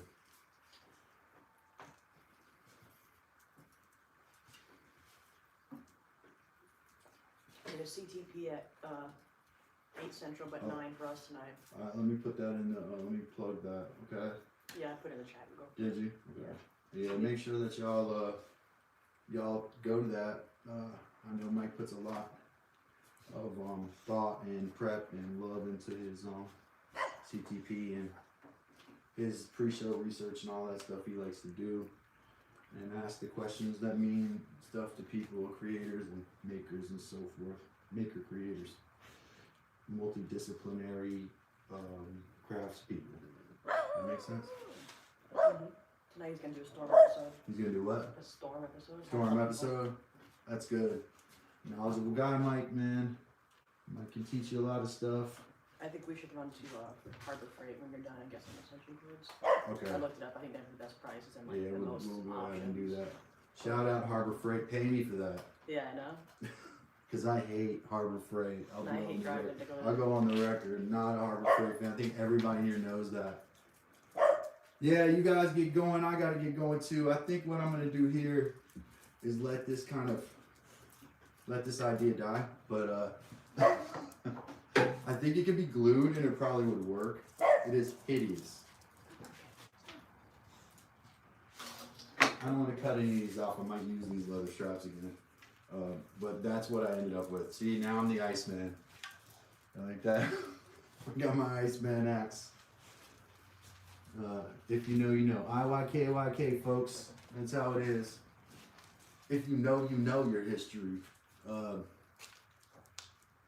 But I can see how it works. The leather cordage works. It just needs more.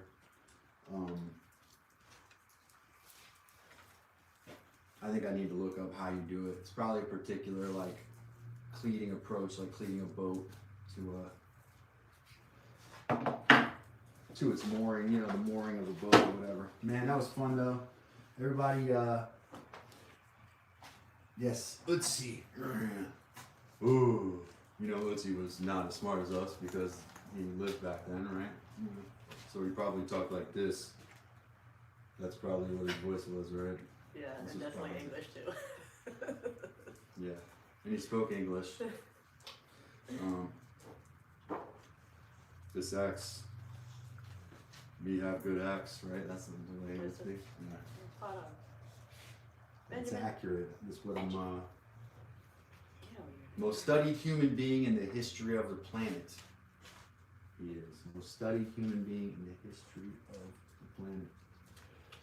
All OG of all OGs. But boom, see that? See how hideous that is? Alright, well, we do the best we can. And hey, you know, the ebonization of the handle is coming out now. Whatever caused that, it's working. I do have tongue oil. Let me put a little tongue oil on this camera before I roll out. And then I'll shut this camera off because I do have, I'm going to get a finger full of tongue oil here. Because yesterday I put a little tongue oil on mineral spirit, so we're gonna go ahead and do that again. We'll oil that, and then I also put some on the. I don't mind putting it on the. This is squirrel leather right here. Ebonization. That's what happened with that. See, with the handle. This is ash wood, and then we were. I think the metal implements had something to do with how we ended up with the. I'm not gonna say that I hate the leather top. I might hold on to that, but I gotta fix my thing. So I gotta go get some stuff for the storm. Appreciate everybody being here. My name's Calvin. Do the next right thing. This is Dad's workshop.